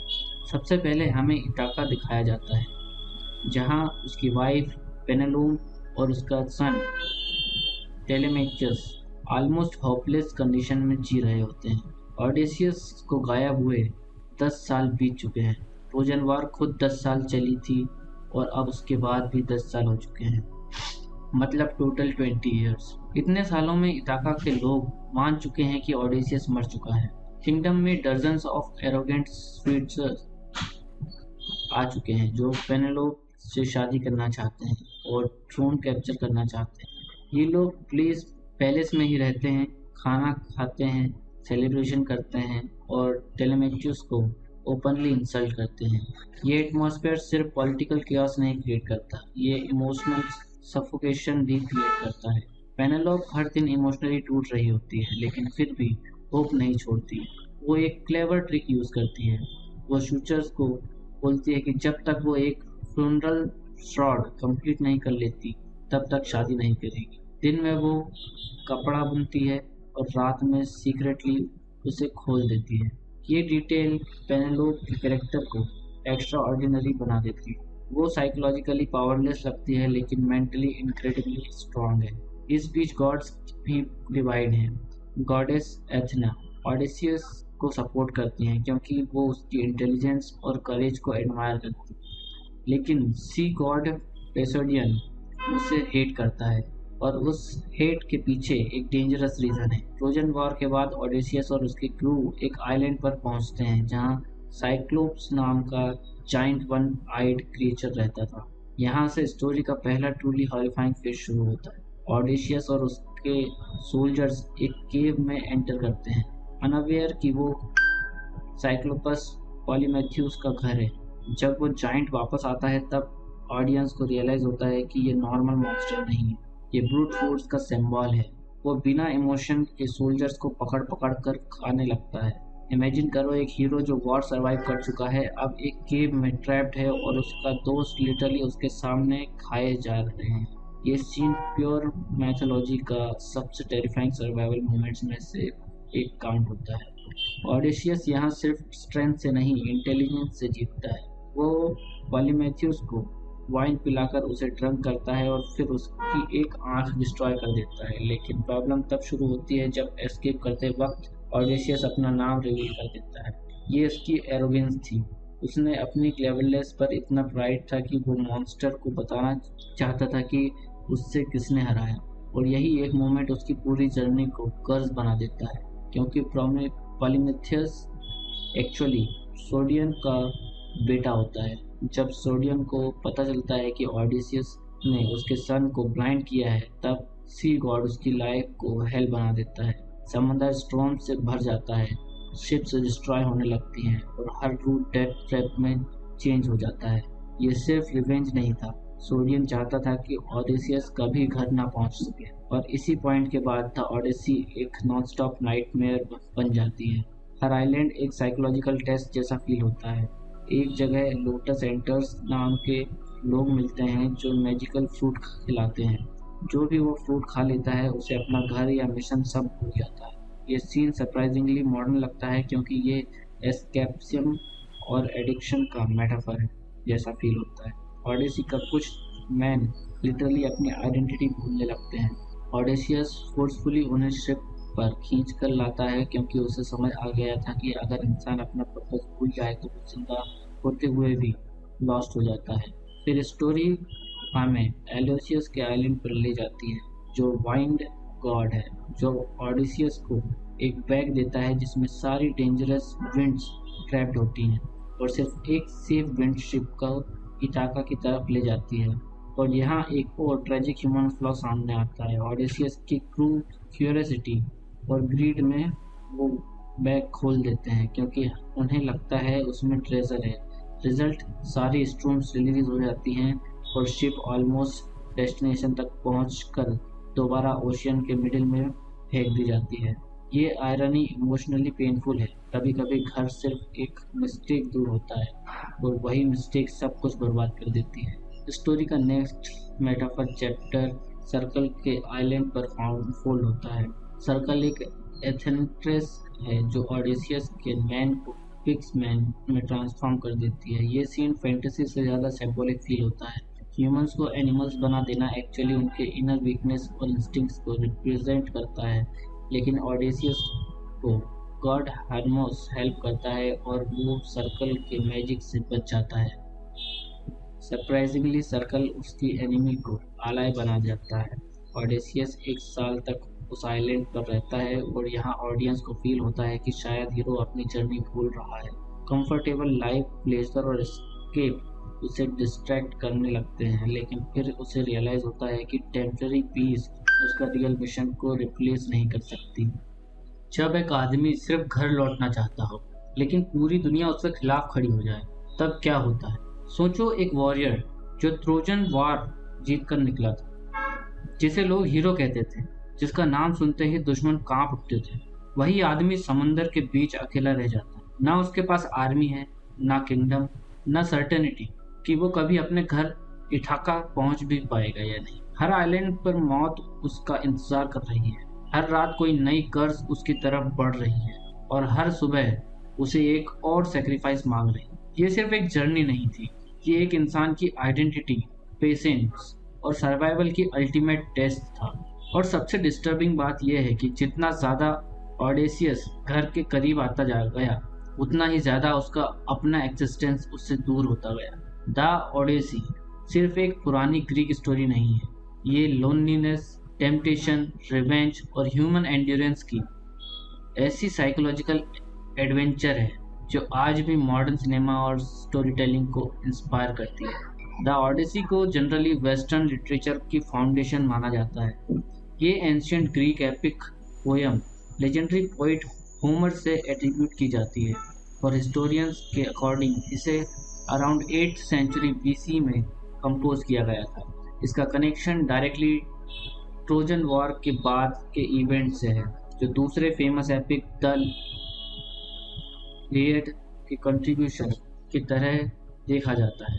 स्टोरी का सेंट्रल कैरेक्टर है ओडेसियस, इथाका का किंग, जो ट्रोजन वॉर खत्म होने के बाद अपने घर वापस जाने की कोशिश करता है। लेकिन प्रॉब्लम ये थी कि वॉर खत्म होने के बाद भी उसके लिए असली बैटल शुरू हुई थी और इसी रीज़न की वजह से द ओडेसी को सिर्फ माइथोलॉजी नहीं बल्कि साइकोलॉजिकल सर्वाइवल स्टोरी भी माना जाता है। इस एपिक में फैंटेसी मॉन्स्टर्स, गॉड्स, कर्सेस और मैजिकल आइलैंड ज़रूर हैं, लेकिन अंदर से ये एक डीपली ह्यूमन स्टोरी है।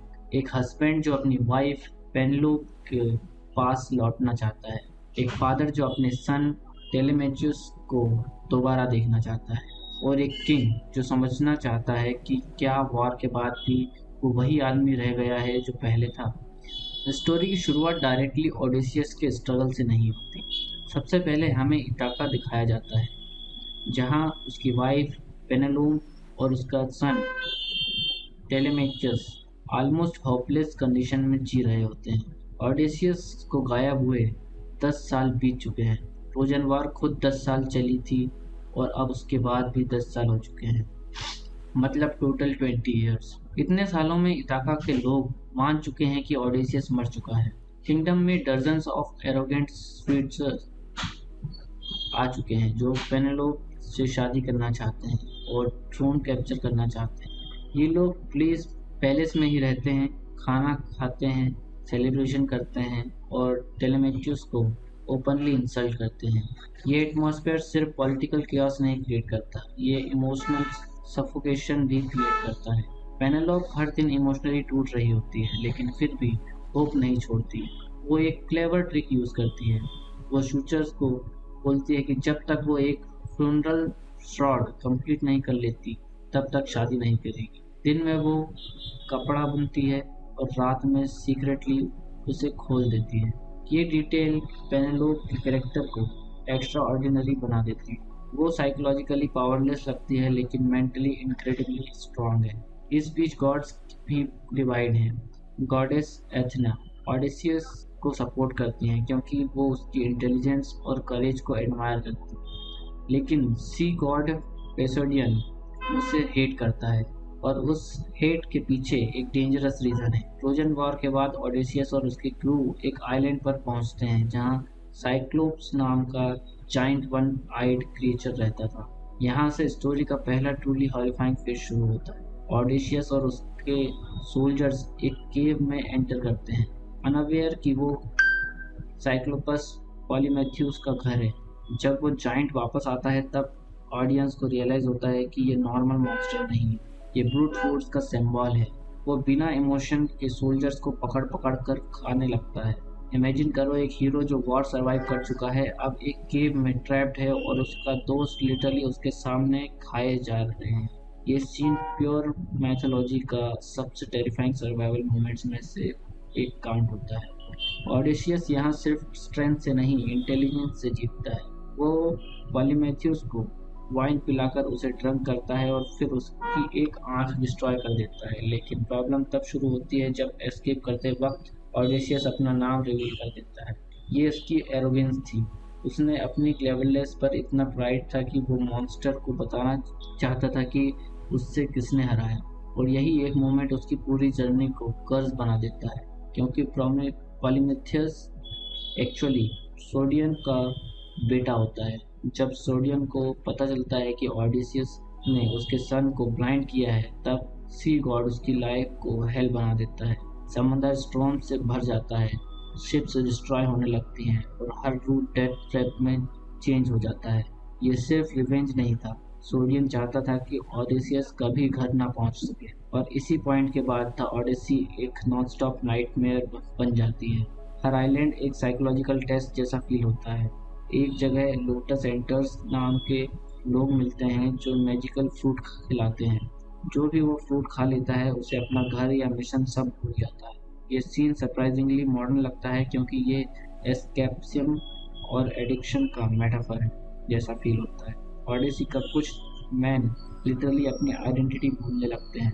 ओडेसियस फोर्सफुली उन्हें शिप पर खींच कर लाता है क्योंकि उसे समझ आ गया था कि अगर इंसान अपना पर्पस भूल जाए तो वो जिंदा होते हुए भी लॉस्ट हो जाता है।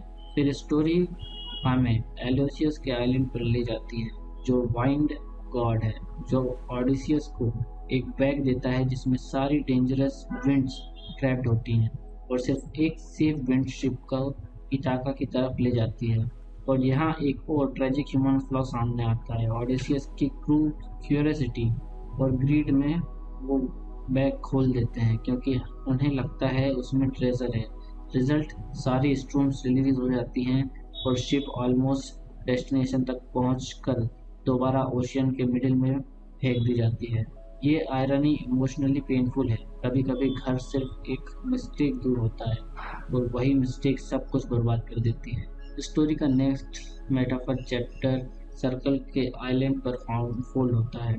सर्कल एक एथेंट्रेस है जो ओडेसियस के मैन को पिक्स मैन में ट्रांसफॉर्म कर देती है। ये सीन फैंटेसी से ज़्यादा सिंबॉलिक फील होता है। ह्यूमंस को एनिमल्स बना देना एक्चुअली उनके इनर वीकनेस और इंस्टिंक्ट्स को रिप्रेजेंट करता है, लेकिन ओडेसियस को गॉड हर्मोस हेल्प करता है और वो सर्कल के मैजिक से बच जाता है। सरप्राइजिंगली सर्कल उसकी एनिमी को आलाय बना जाता है। ऑडेसियस 1 साल तक उस आइलैंड पर रहता है और यहाँ ऑडियंस को फील होता है कि शायद हीरो अपनी जर्नी भूल रहा है।